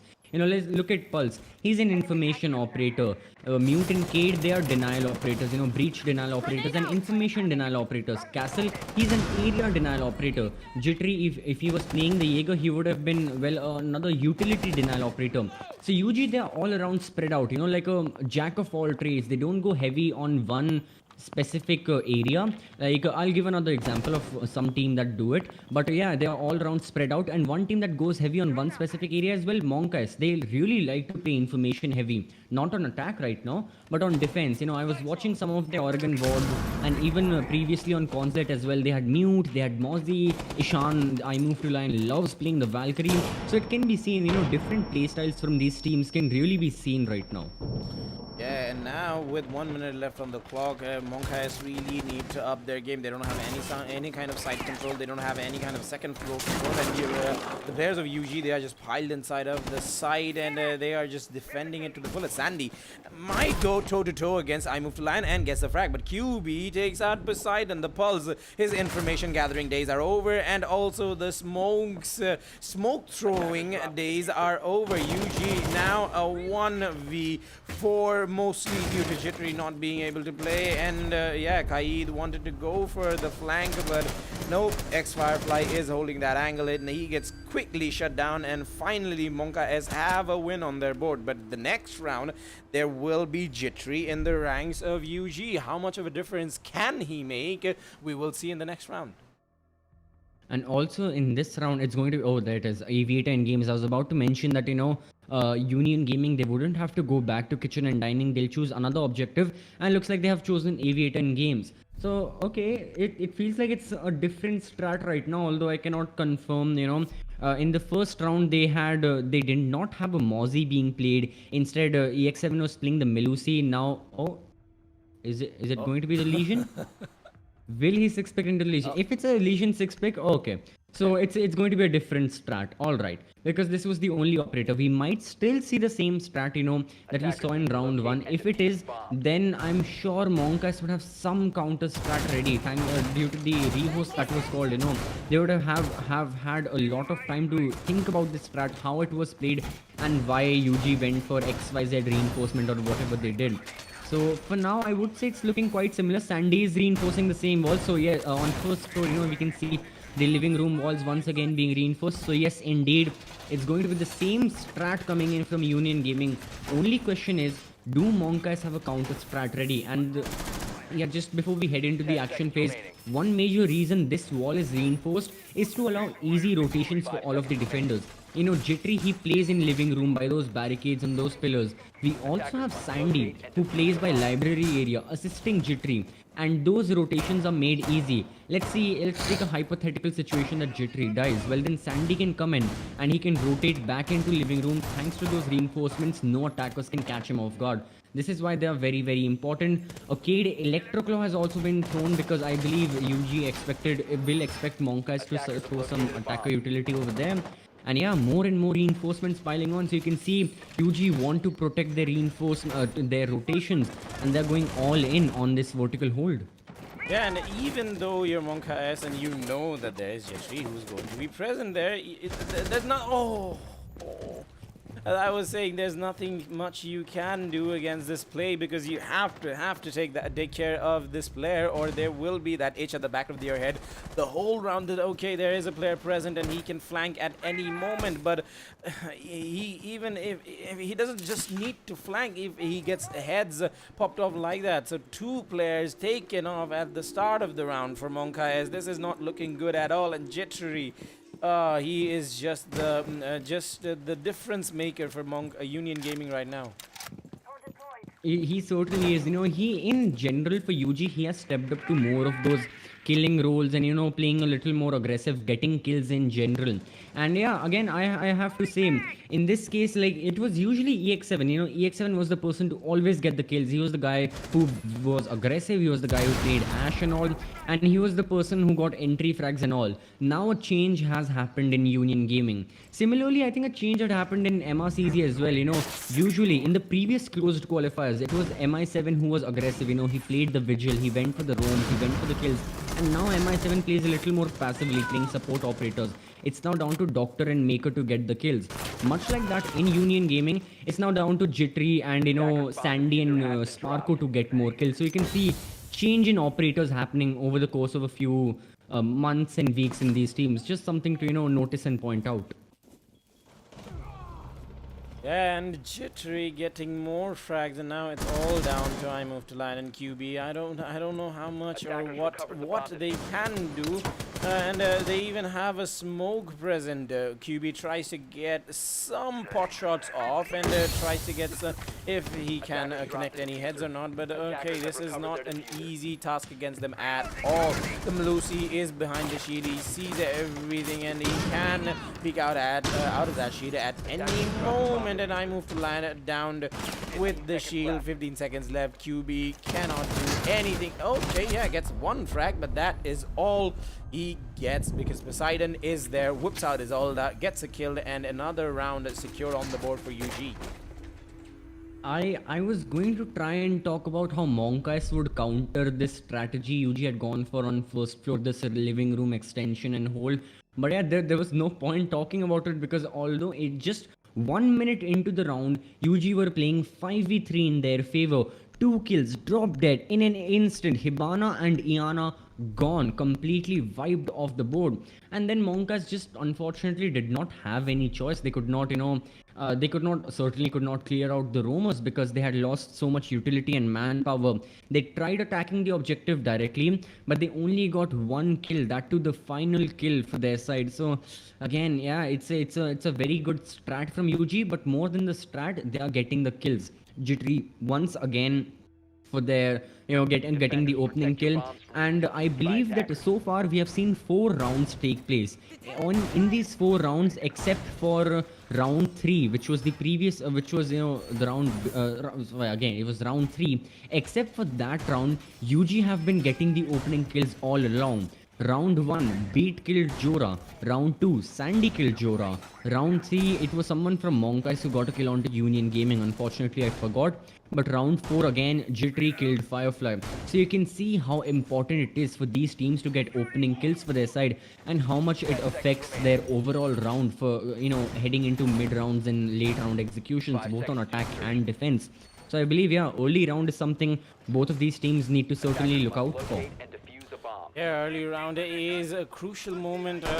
It's just even if it's not the early rounds, MonkaS, nothing is going right for them. The worst case scenario for Union Gaming right now, I believe it still can be a tie, but I believe the worst case scenario for Union Gaming will be a 4-2 loss because I don't think they will lose out a trophy defense. Poseidon is the player right now, and he is now posted up inside a closet, but he is the vigil, and he will take out that drone tactically. So definitely Anubi is present with that lion, and I don't know if Poseidon knows that or not, but the vigil is immune to the lion E1Ds whenever his gadget is turned on.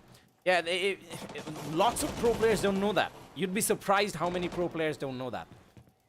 Yeah, I think I remember reading a Twitter thread. I don't know, I forgot which pro player it was from our region, but It was I Taha or Hasib. okay, He was an yeah. MRCZ player, I'm sure of that. But yeah, let's come back to MonkaS and UG. You know, speaking of MRCZ players, much like how Doctor likes playing the Lion on Coastline, definitely Nubi likes playing the Lion on Villa right now. And he is pushing and he is being aggressive. Meanwhile, unfortunate for him, the rest of his team drops dead. He needs to pick up kills, he needs to pick up the slack. And well, there it is. Unfortunately, he has been shut down. So UG now in a very, very good position, I'd say. There's still a lot of firepower coming in from MonkaS. They have gotten kills onto two very good players, that are Poseidon and Sandy. But still, they need to face the wrath of Beat with 3 of his smoke canisters, Jittery as well with a great gun, and of course, how can we forget Sparko, the man who got the ace on Clubhouse. Yeah, but MonkaS, these players, although they have a lot of firepower present with them, they don't have a lot of HP. I believe Line is 2 HP.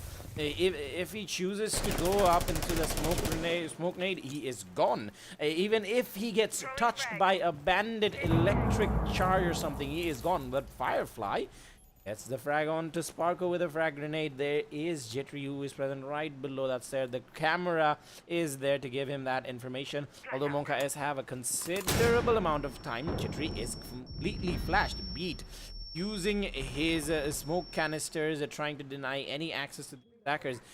Still, Jittery is there for the backup, and now they can just rest assured, worry free, and one shot would do it. Does it for Jittery, but Firefly, he is also one shot away from death. Yeah, he needs to push in right now. He is pushing in, 20 seconds remaining, has the diffuser, but he doesn't have his life remaining with him. And UG win another round for their side. 4-1 is the score right now. Only one round remaining in the first half. But yeah, again, let's talk about UG and their play style in general. So UG are a team that, really like to deny the plant. They play very, very plant in a plant denial manner. And why I say that is because let's look at the final 45 seconds. We had 3 people remaining from UG. We had Beat playing the smoke, Sparko playing the Cade, and then finally we have Jittery playing the Jaeger. So Jaeger, no point talking about Jittery since he doesn't have any plant denial left with him. He doesn't have plant denial in general.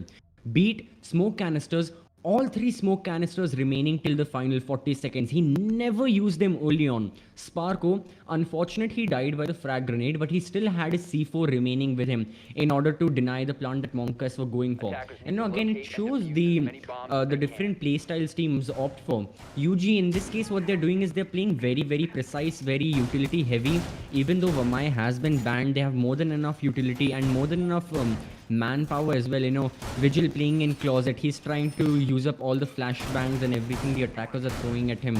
And even other operators, Cade, Electroclaws are trying to they are trying to use like ash charges to destroy it. Or no matter what the situation is, UG are wasting a lot of utility of MonkaS, and then once MonkaS don't have any utility and they need to go for the plant, then UG play plant denial heavy. So I'd say, yeah, in general, it's a strat we see a lot of the times, and in this case, it certainly is working very much in favor of UG. Must locate and defuse a bomb. Deploying heartbeat sensor. Right, so now we move on to the final round of the first half, which is going to be round number 6. UG, they're going back to kitchen and dining, the only objective on which they lost previously in round 3. And let's see if things change or not, or let's see if history repeats itself and MonkaS get another win for their side while they're attacking. It's going to be another similar take from them. It's going to be another laundry push that they'll go for. Hopefully for UG, they don't want to give any early kills to their side. Of course, in the previous round 3, they were playing 4v5 since Jittery had disconnected. In this case, it's a little different. We are on equal terms. It's a 5v5. The attackers, you can see how hard they're pushing in and how quickly they're pushing in from the laundry side. They're looking out. They want to cover their backs. They're very, very alert in this attack right now. And they have to be. Meanwhile, there's so much denial present for UG. We have Mute Jammers, Melusi Banshees, and even Jaeger ADSs to soak up all the utility. So overall, UG, they know that MonkaS like to attack from here, and they are trying to deny it as fast as possible. QB, he will peek wide, and I believe he has gotten the Mute Jammer. No, he has to peek again. Let's see, is the risk worth it for him? Oh, smoke canisters go. Alright, so it seems like the mute jammer has been destroyed. MonkaS, they have information towards the dining and kitchen area, and well, there goes the first kill thanks to the information that the drones got for him. Firefly killing Jittery. Half the round has passed. A lot of the smoke jammers now, a lot of the smoke canisters now are being used. So this time UG aren't playing plant denial, but they're just trying to be aggressive, trying to get as many kills as possible. But MonkaS are beating in as well. MonkaS are looking to get those kills beat, almost revealing himself, and unfortunately he dies. Thankfully for him, he used all his canisters, he delayed the attackers as much as possible, but now all the attackers still stay alive. There goes the first one. Firefly dropped by Sandy. Sandy will peek wide. Will he catch Amaru? Oh yes, he does. Another kill for him. Now we are down to a 3v3. 50 seconds remain. Can MonkaS pull it off, or will UG get another round? Yeah, crispy shots coming out from Sandy, and crispy shots also coming out from Sparko. MonkaS had the advantage at the start of the round, had a two-man advantage, but now it's all down to one man, who is Jorab. Oh, it's just everything just turned on its back. Jorab does see the Sparko on the rotate, but he has to get inside of the side, but the Malusi gadget will just deny everything for him and denied another round for him. And Union Gaming, they are now 5-1 up against MonkaS on Villa. Oh my god, they're just one round away from match point, and I'm pretty sure they will get at least one, or if not two, on their attack. Yes, I think now let's look at the mental. I mean, we can only imagine what the players are going through, but yeah, from a mental standpoint, from a psychological standpoint, UG are looking very, very strong. They unfortunately lost on on Concert, but they have gained so much momentum heading into Villa. 3 consecutive round victories, back to back for them. They have a 4-round lead, like you mentioned, 1 round away from match point, 2 away from qualifying to the semi-finals of the closed qualifiers. Meanwhile, for MonkaS, let's only hope they're keeping a positive mindset, because otherwise, there's not a lot of chances they'll be able to win. And they are going into defense, so they themselves, they will know that, okay, we have a good chance of making a comeback. We've made comebacks all throughout. On Clubhouse as well, we were just 1 round away from going into overtime against UG. Let's bring that overtime right now, or let leave overtime. Let's completely get 6 consecutive rounds, and let's entirely win against UG. This is the mindset MonkaS should be going for right now. Will that mindset actually completely result into it will actually make or break the team? That's for all of us to find out. That's for all of us to see what's the outcome of the following rounds, the following 6 rounds, because again, we never know. Who knows, MonkaS, they might pull 6 rounds out of their mag and completely win against Union Gaming. Who knows, Union Gaming, all they require is 2 more rounds to win 7-1 against MonkaS. There's so many possibilities that can happen, and there's only one way to find out which of them will be true. That is to actually see the rounds happen firsthand in place. And well, we're already seeing the onset of the action phases here. Attackers making their way from the northern side.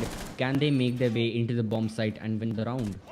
Yeah, we saw UG being very composed on their defense. They were very patient, and they just waited it out, and they just waited for MonkaS to make mistakes and get aggressive, and they got the picks. And another MonkaS player that got aggressive was the Malusi. Although her gadgets are posted up, she did have quite a lot of fracking capabilities that are now gone, because she is also gone from the face of the map, and she will return on the next round, but this round is done.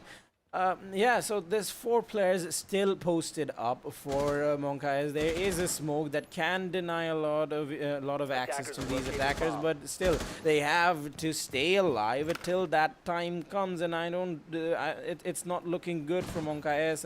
I don't think they will be able to stay alive for that long. Union Gaming went for a very I'd say a mix of a vertical and horizontal hold in their aviator defenses, with those floors being opened up and Jittery being inside of library. But MonkaS, this is a very traditional approach, I'd say.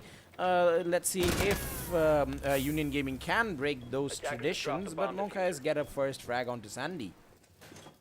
Yeah, we are back on level terms right now. Oh, what a pre-fire coming in from Jittery. Oh, what? Double kill for this person. Oh, Maestro peeks wide and Maestro gets the kill. But I believe the damage has been done for UG. There goes Maestro. It's all down to one operator from MonkaS. It's all down to I move to land, gets the first kill, stuck in a 1v2, 50 seconds remaining. Each and every attacker knows his location. Bomb located Sparko by and Poseidon, attacker. I believe they have a lot of utility as well. They are closing in on him. Can they get the kill? Can UG get the match point? That's what we have to find out. Yeah, and look at what UG is doing. Even though it's a 1v2, even though they have the man advantage, they just don't want to take any chances, and they have posted up both of their players together, and they are droning everything out. They're making sure every angle is covered for them, and I move to land stays wherever they want him to stay. So now the diffuser plant is going down. I move to land has a tall task ahead of him. He is no smoke, so he does not have any canisters, and now he's going for the flank, and I believe there is a drone presence, and yeah, there is Poseidon quickly switching angles, making sure that every angle is covered. And okay, yeah, the Jaeger does get the frag, but he still has to frag up against Sparko. Yes, it takes 7 seconds to disable a diffuser, and you know, both these people, they know each other's location right now. All Sparko needs to do is waste 10 more seconds. Oh man, 10 seconds don't matter if you've taken a life, and if you've taken one of the most crucial lives in the entire closed qualifiers. That's going to be the one life that enables you to get the match point in the quarterfinals. And now UG, one round away from moving on to the semi-finals right now. This is it. This is what these teams have been playing for. I know it's the quarterfinals, but the stakes are as high as they can be. MonkaS looking unfortunately very desperate. They need to win 5 consecutive rounds in order to go for a overtime draw where they an overtime situation where they can try and win.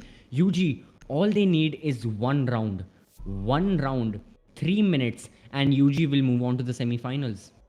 Yeah, and it's like it's a 5-round comeback if they want to do it. 5-round overtime comeback, not even a full comeback, an overtime comeback against Union Gaming. It's like climbing the Mount Everest might be easier than mounting a 5-round comeback against Union Gaming. So it's not looking good for MonkaS at all. I placed my bets at the start of this series on Union Gaming, and if I actually had placed the bet, I would have won a lot of money because Union Gaming are very much likely to win. They are 1 round away from closing this whole series. They did not have a good show in Consulate, and EX7, although he did not have a good show either, but Poseidon being swapped out is really paying dividends for Union Gaming, and now, as I did say, they're 1 round away from closing the whole series. So yeah, the MonkaS, it's a very similar setup coming out from them. They did change the smoke out for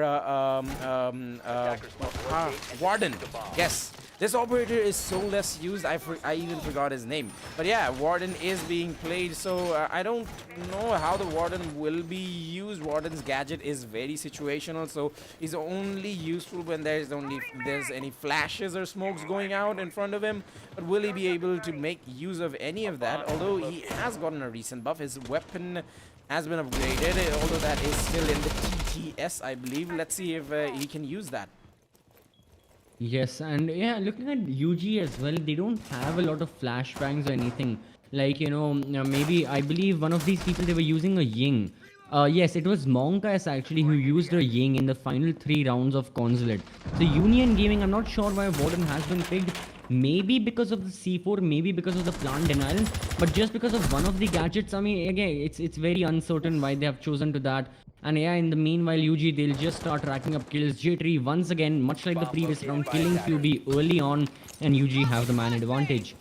Yeah, this man is not missing his shots today. I want what he had for breakfast or lunch or whatever he had before this match, because I want to hit shots like that. I'd be gold at least with my brain and skills and everything. But yeah, with that being said, the round is 1 minute and 30 seconds shaved off of the clock. But now Jitri is going for a rotation. He's now inside of library, making sure there's nobody there. But yeah, he likes to stay on the library both on attack and defense. But this defense is falling apart slowly. UG, they're taking their sweet time. Sparko is taking up Poseidon, who was down to 5 HP, but now it's a tactical revive, I'd say. Poseidon is up by 15 HP or so right now. Yes, yeah, no matter what happens there, yeah, it's in similar HP, but it's more importantly MonkaS who we have to focus on. UG, they're going for the normal things, they're going for vertical control, breaching into ward. It's all been very normal standard from their side. They're getting the control, but they getting the kills? Yes, they are. Firefly again goes down by Jittery. Double kill for this man from vertical angles. He's performing excellently, and these might be the final moments of MonkaS in the winners bracket right now. If they lose this one, unfortunately, they'll be heading on to hell. Can they hold on? Can they hold on for a few more rounds? It's all down to three operators. It's all down to three defenders to find out.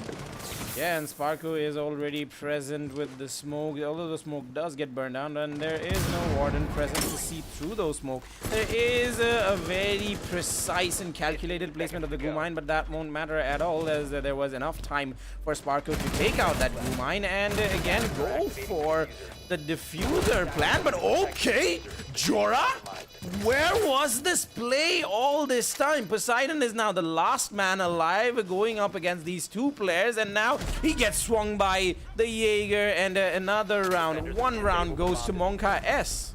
Defender mission successful. Wow, okay, Monka is really turning up. I mean, no one expected this, certainly not Union Gaming as Poseidon. He was playing very passive towards the 90 area, but now Monka have turned up.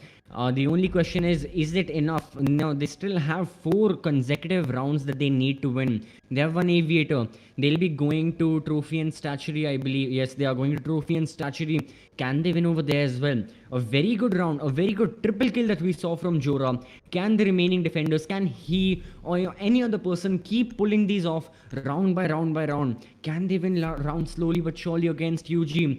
And again, yeah, it's very difficult that we have to see. If somehow okay, let's take the hypothetical, even though it's very extreme. Let's take the hypothetical that MonkaS somehow are able to go into overtime. They win 4 consecutive rounds. Well, then UG will be attacking first on overtime, and if MonkaS can win 5 rounds on their defense, then they can win on overtime as well.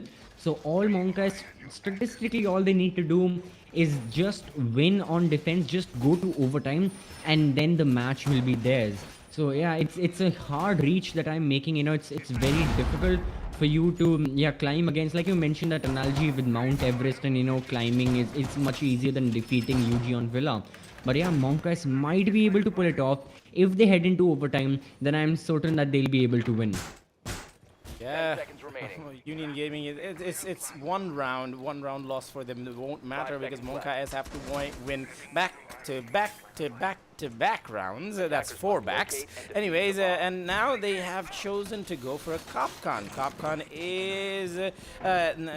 is in the better days of his age right now, with the C4s being presented and also the magnifications in his weapon that are being given. So he can be much more useful than he was before, and he has seen a lot more competitive play than he did before right now, and definitely a noob, definitely trying to make use of that and banking on his skills as an operator. So will he be able to get some frags or some heads anywhere? We will see soon enough. But UG, they're now packing up right beside the bedroom. Sparko is there droning everything out, making sure there's nobody below, but I don't know if he has spotted out Jorah or not. The first roster change has happened for this. The first operator change has happened for UG since they've started attacking. The only one operator that has been changed is Jittery is playing the Jackal instead of the Ash. Rest everyone is playing to their normal operators. No one has changed anything. Bait still on Sledge, Sandy, IQ, and so on and so forth. So yeah, apart from that, only one change, and let's see how Jackal being in play favors these teams. Let's see what exactly happens over here. So yeah, for now it's certainly going to be very interesting at the moment, and how they will attack as well, because usually they have taken a lot of time to clear out the roamers. Bait he was droning near the living room and library side. Poseidon Sandy already entered from kitchen and dining, and they have taken vertical control. But I don't think they know that Jorah is present on the floor below on basement, and he's roaming over there. Can he go for a successful flank? Is it going to be enough? Is this flank going to be the thing that MonkaS needs in this round? He got a triple kill before. Can he get more kills now? Yes, Sandy was holding that angle, but he just looks away at the wrong time, and Jorah is now up from that angle. So if he can go for a successful flank. Definitely a noob is there to help him out, and they might get a frag too. But UG, every player has just now gone back to other places, and now definitely a noob has to go back up from the backstairs. He is aware of the presence of anyone who can be repelling. Sees beat, but the shots just hit on the back, and no kill has been found by him. But the frag grenade comes out, and he dodges it by a hair. And now it's a 4v3. The diffuser plant is going down. Definitely sees one and gets traded out instantly from the player repelling. Sparko was going for the diffuser plant, but he won't be able to do anything. And now it's all down to Firefly to deny Union Gaming this series. The captain of MonkaS, can he lead the charge? Unfortunately, he cannot. That is it for Union Gaming. They're heading in to the semi-finals against Mercenaries. Oh, it's been such a great ride so far. This entire best of 3, both these teams putting on such a great effort overall. Whether it was Clubhouse, whether it was Consulate, whether it was Villa, no matter the map, they played brilliantly and they showed up. So an excellent best of 3 from both UG and MonkaS. And just a quick overview, UG will be heading on to the semi-finals competing against Mercenaries. In a long time, we'll see these two giants playing out against each other. Meanwhile, for MonkaS, they'll be heading into the losers bracket and they'll be playing against Vanquished Paradox. So, yeah, overall, amazing best of 3 we've seen. Yeah, there's not a lot to describe. It's been so well from both these teams. Yeah, very well series coming out from both these teams, and it was a tug of war between these teams. We went the whole 3 maps, but yeah, we are finally here, and predictions do come true. Union Gaming are the winners, and they are going to the semifinals. And yeah, the reputation of the major finals, reputation of the previous national finals will happen in the semifinals. MRCZ versus Union Gaming. I believe that match will be played tomorrow. So yeah, I don't know if we will cast it, but it will surely be casted. So everyone keep your eyes posted on this Indian R6 community YouTube channel. We will try to, we have a talented pool of people who are casting and streaming and hosting and everything. So we will be back tomorrow with our semi-finals within MRCZ and Union Gaming tomorrow.